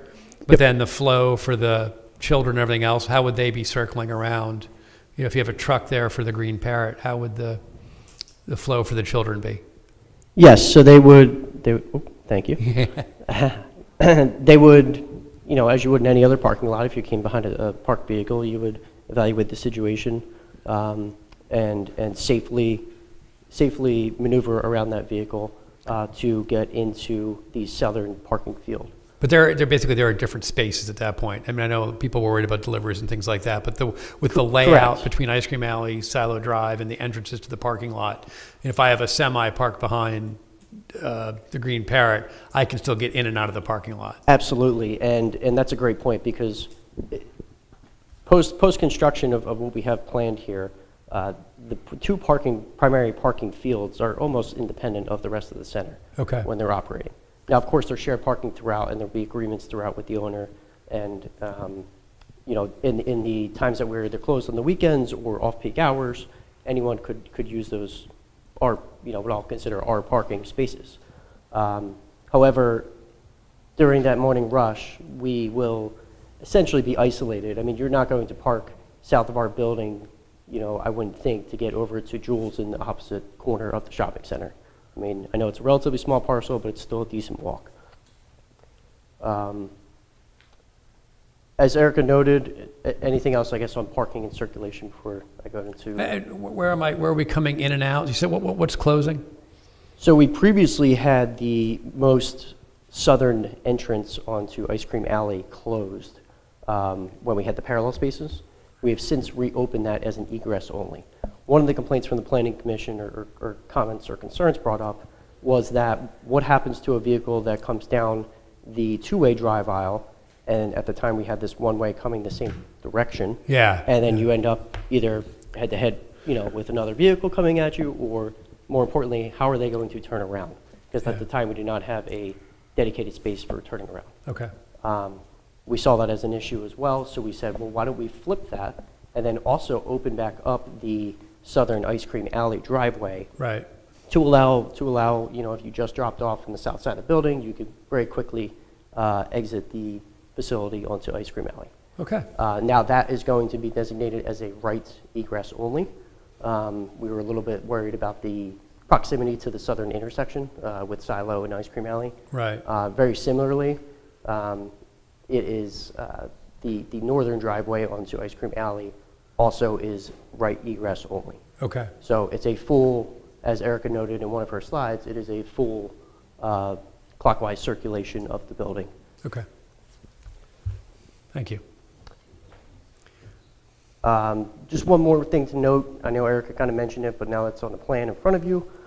We did reduce the size of the pool, which allowed us to increase the outdoor play space area. And we also reconfigured a few of the parking spaces because the parallel spaces had, I believe it was 15 parking spaces on the side, whereas we could only fit 10 of the angled parking. But it does flip it to the building side, making it a lot closer for a parent that's, taking their kid out of the back seat to get to that sidewalk that we have proposed along the west side of the building. Right. What is going along the perimeter of the play area?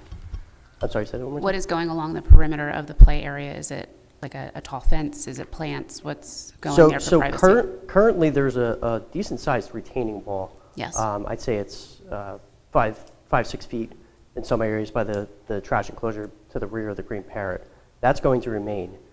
So if you were parked next to the Green Parrot looking at the outdoor play area, it'd be very difficult to see up into it anyhow. Lo and behold, we are still going to be adding additional buffering to completely screen the outdoor play area from the surrounding center. Due to some of the grading, we will also be extending that retaining wall to allow for additional play area up top, further screening it from the drive aisle down below. What type of fencing there, I think she asked, John? Apologies. So we propose a 4-foot black aluminum picket fencing around the play area, around the periphery, and then we propose a 5-foot fence around the pool, meeting the state guidelines for that. You do know that pools aren't in that zoning district? They're not allowed in that zoning district? Correct. I'm aware of that. We have been in communication with the township professionals. I believe we got a determination from the zoning officer that would allow pool as an accessory use in this case. And then we also... I have one more question. Do you know what the business commons is? The Newtown Business Commons? Yes. Okay, we changed zoning in a certain part of town so that places like yours could freely go in, occupy space without any problems, asking for variances or anything, and have a very easy time of doing this. Instead, for some reason, you're picking this very difficult spot. So I was just curious as if you looked in the overlay district, the district that we changed, so that things like this could happen there. Yes, we've evaluated several properties my client has throughout Newtown Township, and this one seemed to be the best fit for their facility. Understanding everything you're saying with these other districts and overlays. However, at this current time, this seems to be the best property for them. We also think we're a really good fit in the Newtown neighborhood. I'm a father of 2 small children myself who go to a daycare, and personally would want to see more of them in neighborhoods like Newtown. I grew up in Doylestown. It's a very similar area in my opinion. So meeting Erica and getting to know her as a client and getting to know someone on her team, I think they would be a great fit for this community. Mr. Chairman, can you just indulge Chris for 1 minute? Chris is the representative for the owner of the center. Chris received numerous inquiries for the reuse of this building. He carefully evaluated other opportunities and thought this was the best fit here for the use, the services, the lack of conflict, and the certainly much more available parking as a result of this user. Chris, do you want to just say a minute as behalf of the ownership of the center? Sure. So Shop One Centers purchased the property, I think about a year ago now. When we bought it, obviously Rite Aid was operating. The center was fully leased. Unfortunately, Rite Aid went bankrupt. There's a lot of interest in Newtown. I think you guys know that. I'm not expressing anything new or different, but there's lots to consider when leasing these different properties. And just to get down to this, we felt that given the complexity of the parking and the property, the sort of inverse of parking and traffic, this makes a nice fit. To your point, there's districts that entertain other daycare uses, what have you, but the world lives on convenience. Parents like to be in and out. Erica's operation, from what we found exploring other operators, I thought not only had the best system for that, but the best finishes. It's a higher class, if you will, daycare facility as well. So Shop One Centers, when evaluating our options, backed this opportunity. We still feel it's a strong opportunity for the center, and that's why I'm here in support today. Chairman, thanks for the time tonight. As we mentioned, we intend to return back to the Planning Commission. We're going to give them a full report of the the information. There's a button in front of you. Oh, we're going to give them a full report in advance of the meeting, so they have all the data. Between now and then, we'll continue to work with township staff and look at their comments and see how we can address them, and then continue to work with the Planning Commission before we come back for a conditional use hearing. When do you appear before the Planning Commission next? And Mr. Solicitor? Yeah, I apologize. That's okay. Point of order. Yes. When do we accept public comment? Not Not this evening. tonight. There's no action before the board. The board is not considering any, taking any action. There's no motion before the board. So this was strictly a presentation. There will be time for public comment at both the conditional use hearing and any future consideration of a preliminary and or final plan for this project. Thank you. thanks for your time. Eric, anything else that you want to mention? We good? Okay. Thanks all. Appreciate it. There is additional public comment at the end of this meeting. That is correct. And they could come up and discuss anything they anything want. goes. Anything goes, Mr. Calabro. You're correct. Thank you. Thank you very much. Okay, that brings us to our consent agenda. We have 4 items on the consent agenda. I wonder if we can consider a motion for consider payment of the August 12th, 2026 bills in the amount of $822,466,000.48 and transfers in the amount of $246,993.04. Additionally, authorize sales of used equipment.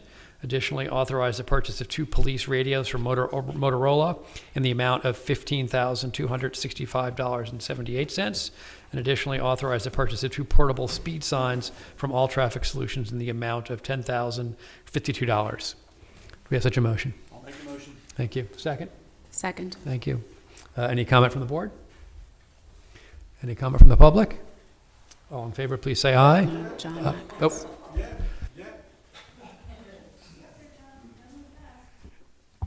This consent agenda, wow. I mean, really hurrying through that. Regarding the traffic signs, these are solar powered that go on different poles, is that correct? Maybe the chief will say something about that when he gets up there. I know that several residents of the Woods of Saxony have asked me about this going way back because traffic zooms through their development, and it'd be good to have these signs. I see many signs in the borough. If the borough can afford these signs, I think the township should be able to do the same. Thanks. Thank you. Any additional public comment about the consent agenda? Okay. All in favor, please say aye. Aye. All opposed? All right, motion passes. Thank you. This brings us on to our reports of officials, the engineer's report. Great. Thank you. The first item we have tonight is change order number 2 for the 2026 Liquid Fuels Road Program. This is a very low-cost change order to adjust quantities for pavement markings as part of the project in accordance with our PennDOT Liquid Fuels representative and the recommendation that they made. So we would recommend approval of change order number 2. Thank you. Do we have such a motion? Thank you. Second. Thank you. Any discussion from the board? Any discussion from the public? All in favor, please say aye. Aye. Aye. Motion passes. Thank you. Next item is pretty similar. We have change order number 3 for the 2026 Liquid Fuels Road Program. This is allowing us to adjust the actual quantities that were installed in the field versus the contract quantities, as well as approving a 45-day contract extension. So the recommended motion would be to approve change order number 3. Thank you. Do we have such a motion? I'll make the motion. Thank you. Second. Second. Thank you. Any discussion from the board? Any discussion from the public? All in favor, please say aye. Aye. Aye. All opposed, please say nay. Motion passes. Thank you. Our last item is payment certificate number 2 for the 2026 Liquid Fuels Road Program. Based on the work performed, we recommend payment to Harris Blacktopping in the amount of $406,024.43. Thank you. Do we have such a motion? I'll make the motion. Thank you. Second. Second. Thank you. Any discussion from the board? Any discussion from the public? All in favor, please say aye. Aye. All opposed, please say nay. Motion passes. Thank you. Thanks. believe that completes our engineer's report. Thank you. And brings us to our solicitor's report. Thank you, Mr. Chairman. First item on our report is for board consideration to authorize the engagement of outside counsel and witnesses to oppose the Apple Montessori School conditional use application at 1 Ice Cream Alley. This was placed on the agenda based on concerns that arose from the Planning Commission meeting, and that some supervisors had expressed some questions and concerns about the project, as I think we've heard tonight. The conditional use hearing is now scheduled for September 9th. There currently is no scheduled meeting between now and then for you to consider hiring outside counsel. The law says that I must, as your solicitor, sit with the board and advise the board during a conditional use hearing, so that if the township wishes to take a position on a conditional use application, it must hire outside counsel and necessarily the applicable witnesses to support the township's argument. So this would be a motion to consider authorizing engagement of outside counsel and witnesses to oppose the Apple Montessori School conditional use application. So moved. Thank you. Any discussion from the board? Any discussion from the public?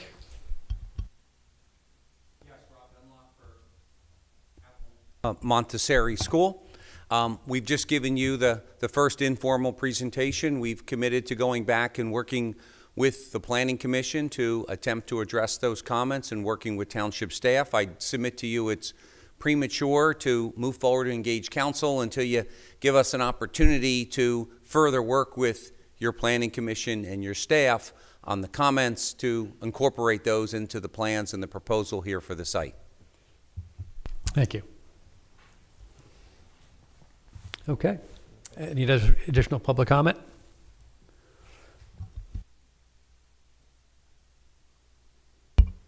Hello again, Bradley Cooper, Newtown Grant resident. I first want to thank you guys for actually being active on something that you guys don't like in an application, instead of just letting it go to the wind and then last minute, oh, it's no good. Second of all, just listening to what they have to say.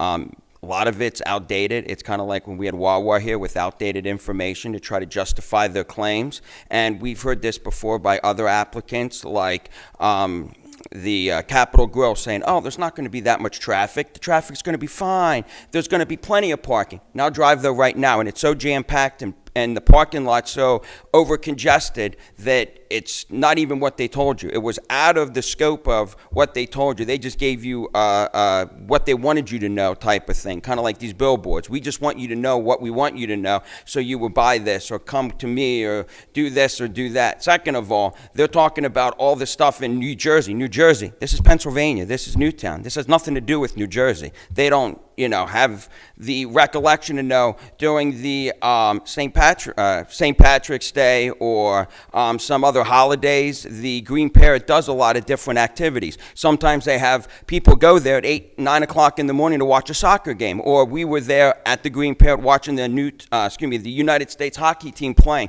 The parking lot was full. Did anyone ever think of that? Did everyone use that brain? No, because they don't know what the business is like. The Green Parrot is a great business owner, been here for a while. He should be supported, and this makes no sense to jam this here. And there's plenty of other uses for that building that we could use. Thank you. Any additional public comment?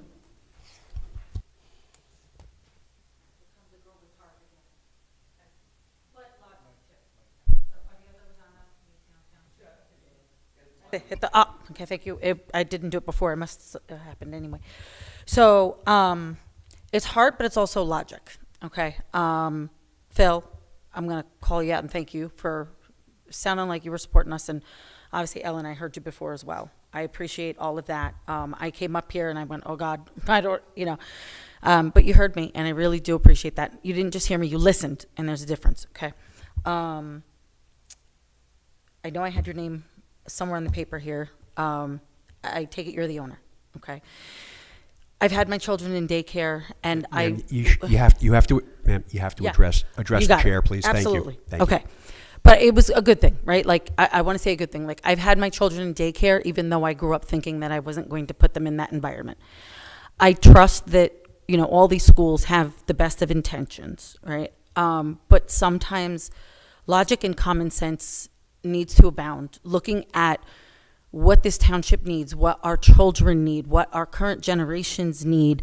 Someone earlier, I think Karen Ulmer, said something about, the children needing a place to go. We've all heard the complaints of the village at Newtown when the schools dismiss early and they need a place to go. There's so much better use. The gentleman who's here representing the property, everybody talks about parking. I get it. They made an investment. They want to make their money back. Nobody expected Rite Aid to go bankrupt. Fine.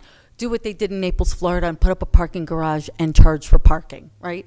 So yeah, okay, I can't talk to them directly, but there's ways, there's methods, okay? And I'll bleep out the word, but I grew up like bare bones knuckles, like common sense, logic, when it's staring you right in the face. Stop fighting to get what you can't. If you're being told it's not going to happen, thousands of dollars are going to get spent to prove that you could do what you could do, and on paper it looks great. On paper it looks great, but there are outliers, and we all know it. There are moving variables, targets, children, okay? It's just, there's so many other places, and there is a Montessori school in Newtown already that I know of. So I don't know if Apple is a different part of, but there's already an Apple Montessori school. It's down on Penn's Trail, off the beaten path, somewhere else. There's friends of mine own Newtown Brewing Company. It's in an industrial complex that's relatively in the same area. There's plenty of spaces over there where the school could go safely. Chesterbrook Academy backs up to where I live. The noise, I can tell you, on a quiet day, it doesn't bother me because I think it's adorable, but when my windows are open, I can hear these kids giggling a good half a mile down the road. Even on a day when it's busier. I'm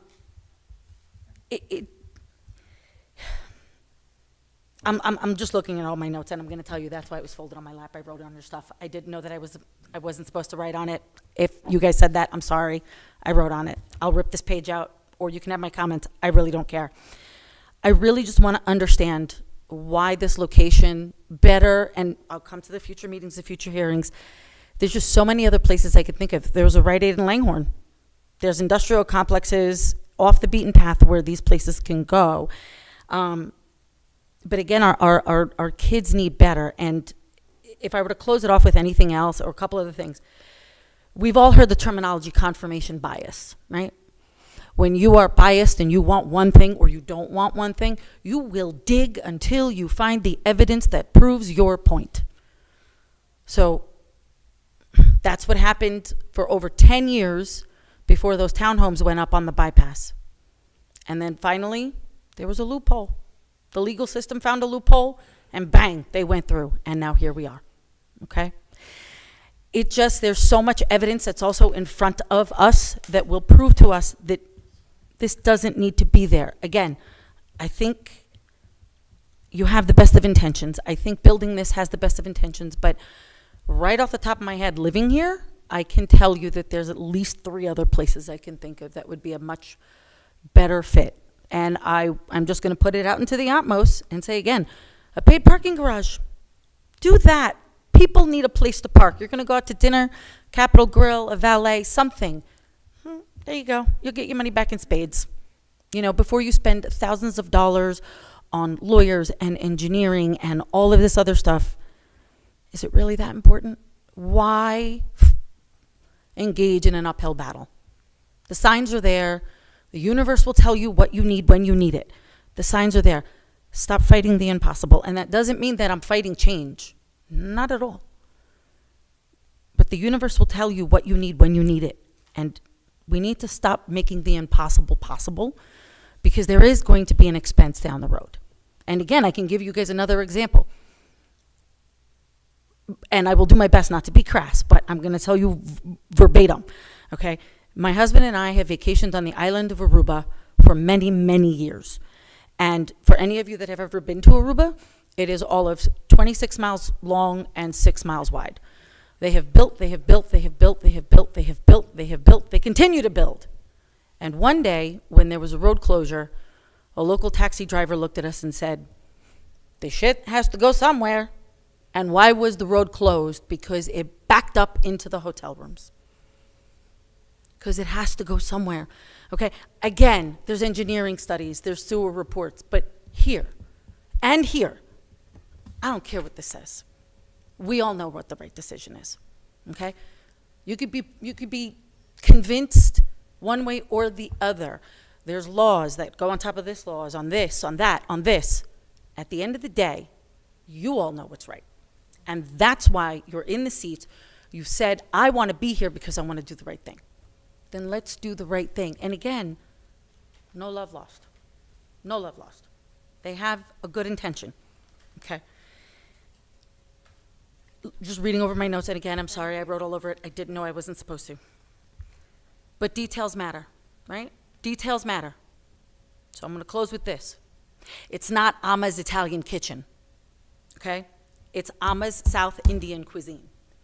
Details matter. You don't put together an entire report and have one of the names of the restaurants wrong. Sorry. Details matter. Thank you. Any additional public comment? Okay.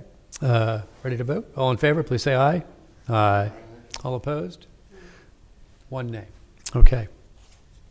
Okay. I believe that completes our solicitor's report. No, I'm sorry. No, actually it doesn't, Mr. Chairman. Second item on our report, and last item on our report, is consideration to appoint the township solicitor as a hearing officer in a personnel matter that involves the termination of Heart and Lung Act benefits for a township employee. If the board is of a mind, that would be the motion. Do we have such a motion? I'll make a motion. Thank you. Second? Thank you. Any discussion from the board? Any discussion from the public? All in favor, please say aye. Aye. All opposed? Motion passes. Thank you. That concludes our report. Thank you. Brings us to our manager's report.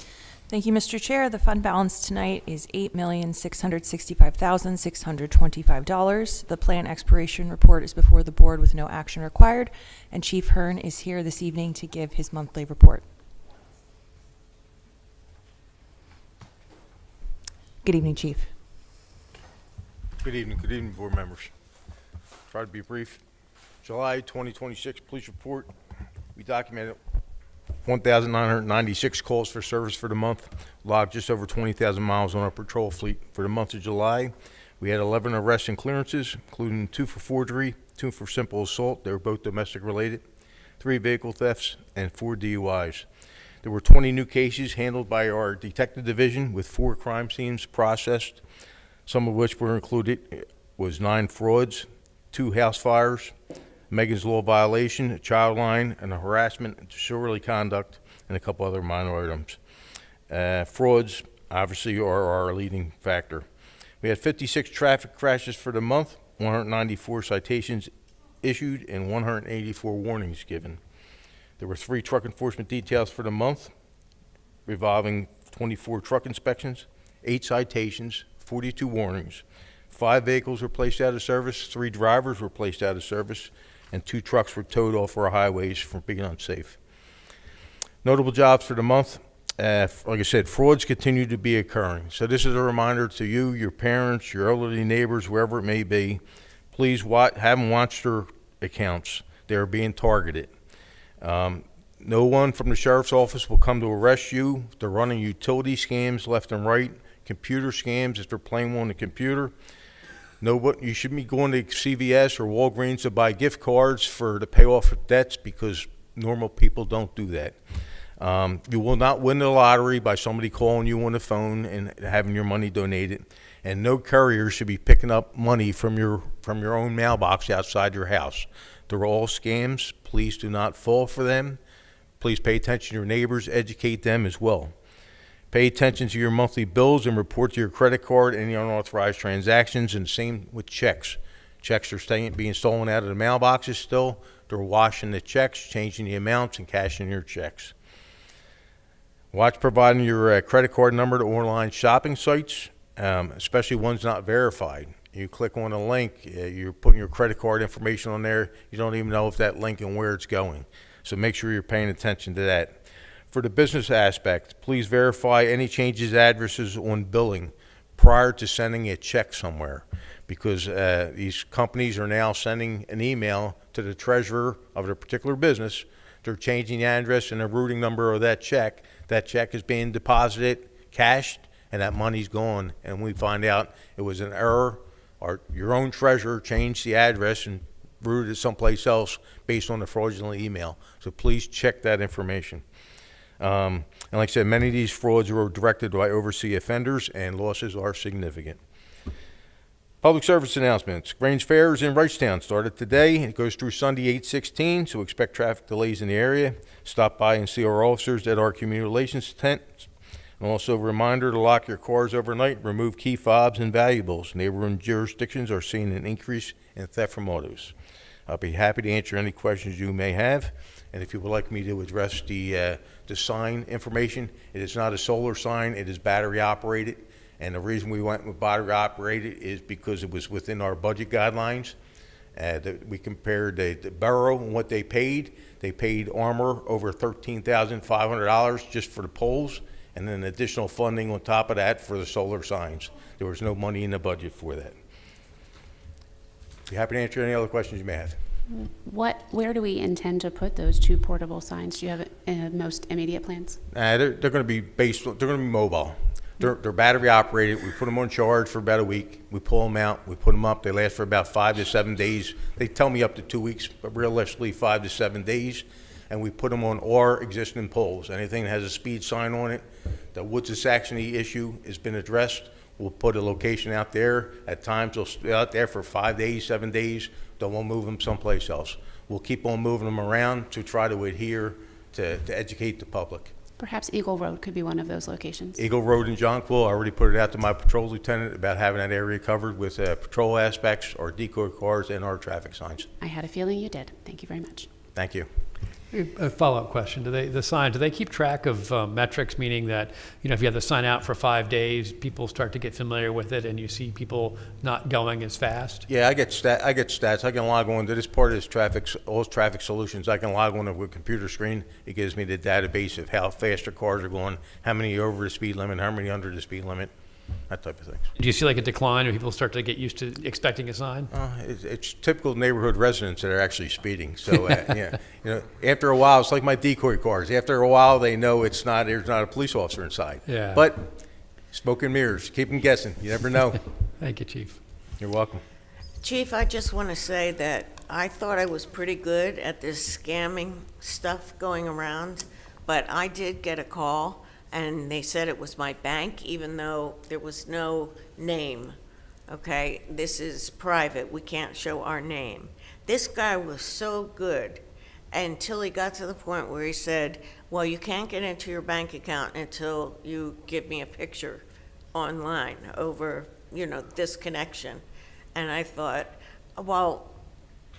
I said, well, how about this? I'm going to talk to my police chief tomorrow and see what he says, and then I'll get right back to you, and I'll walk into the bank and see if they need a picture. And he hung up right away. But, you got to be sly, because they are, I've never seen such a thing. Like, it's constant. It's costing us a lot of money, and a lot of that money is going overseas for terrorist activity. So it's very important that people pay attention to what they're doing. And it can be people in their 60s, 70, 80 years old. That's why you have to pay attention to the older population. Yeah. And they'll call you. If they may get something out of you today, 6 months later, they'll call you again and get it out of you again. Yep, true. Also, there's a lot of deer out there. Just want to say. Well, I saw some cars get into accidents, so. Chief, maybe this is a question that you can't answer right now, but I had taken notice that Upper Makefield is in the process of doing interviews for a new police chief. And I was just wondering, is there any consideration, and maybe you can't say yes or no, of us offering our services to them like we do with Wrightstown Township? I would believe that would come from one of you on the board to make that motion and take that action with the Upper Makefield Police Department. Me, myself personally, I think it makes sense. I think it's a benefit to both jurisdictions, but I don't want to insert myself in somebody else's jurisdiction, that's a board matter. Okay, so noted. Thank you. You're welcome. Thank you, Chief. And that concludes the report. Okay, thank you. That brings us to our second round of public comment.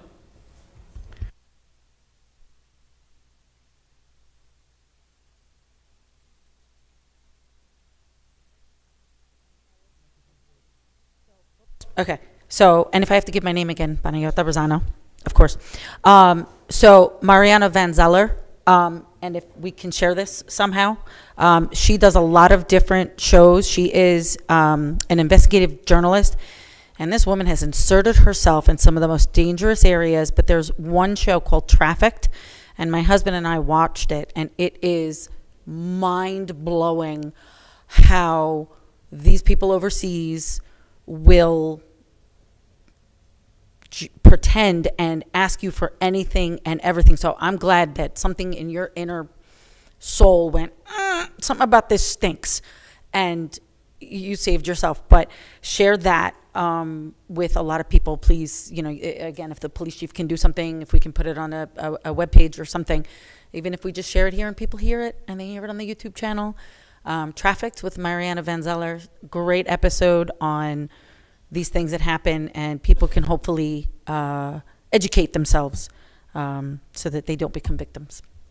Thank you again for your time this evening. I really, really, really do appreciate it. Thank you.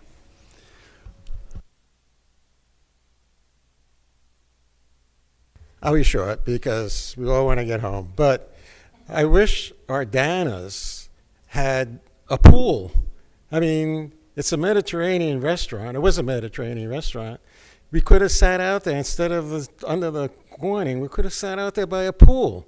So I think if one place is going to have a pool, why can't some other places have pools? So, you know, just a thought. Thank you. Any additional public comment?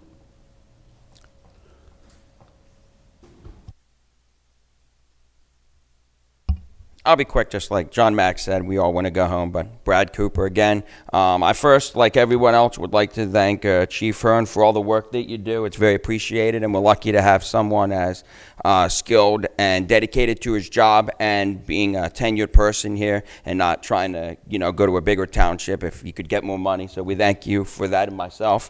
Also, I hope that everything that happened today, all the residents speaking and talking, which is, in my opinion, unusual because I'm usually the only one up here screaming and yelling about stuff, so it's refreshing to hear and see new faces. But I hope you can see that people don't like what's been going on in the past 5 years, and if some of them knew what was going on, they'd probably been here more frequently on all these applicants getting approved over and over again. So I hope you could see that we don't want certain things to go on. We can see things that are happening with these applicants, how they're trying to be sly and how they're trying to figure out ways that they could meet or exceed requirements or meet and beat stuff by doing games like we talk about, people trying to scam us and do things to get our money from overseas, where these applicants are trying to do the same thing. So I hope you could see what I've been saying, even though some of you haven't been on the board that long. They can see what's been going on in this township, can do your research and see how they've been winning and getting what they want and destroying stuff that affects community residents that you might not be affected by because you don't live there. So I hope you could see that. Thank you. Thank you. Okay. Any additional public comment? Okay. Seeing none, any additional other business? I see no other business. I believe that brings us to our adjournment. Thank you very much.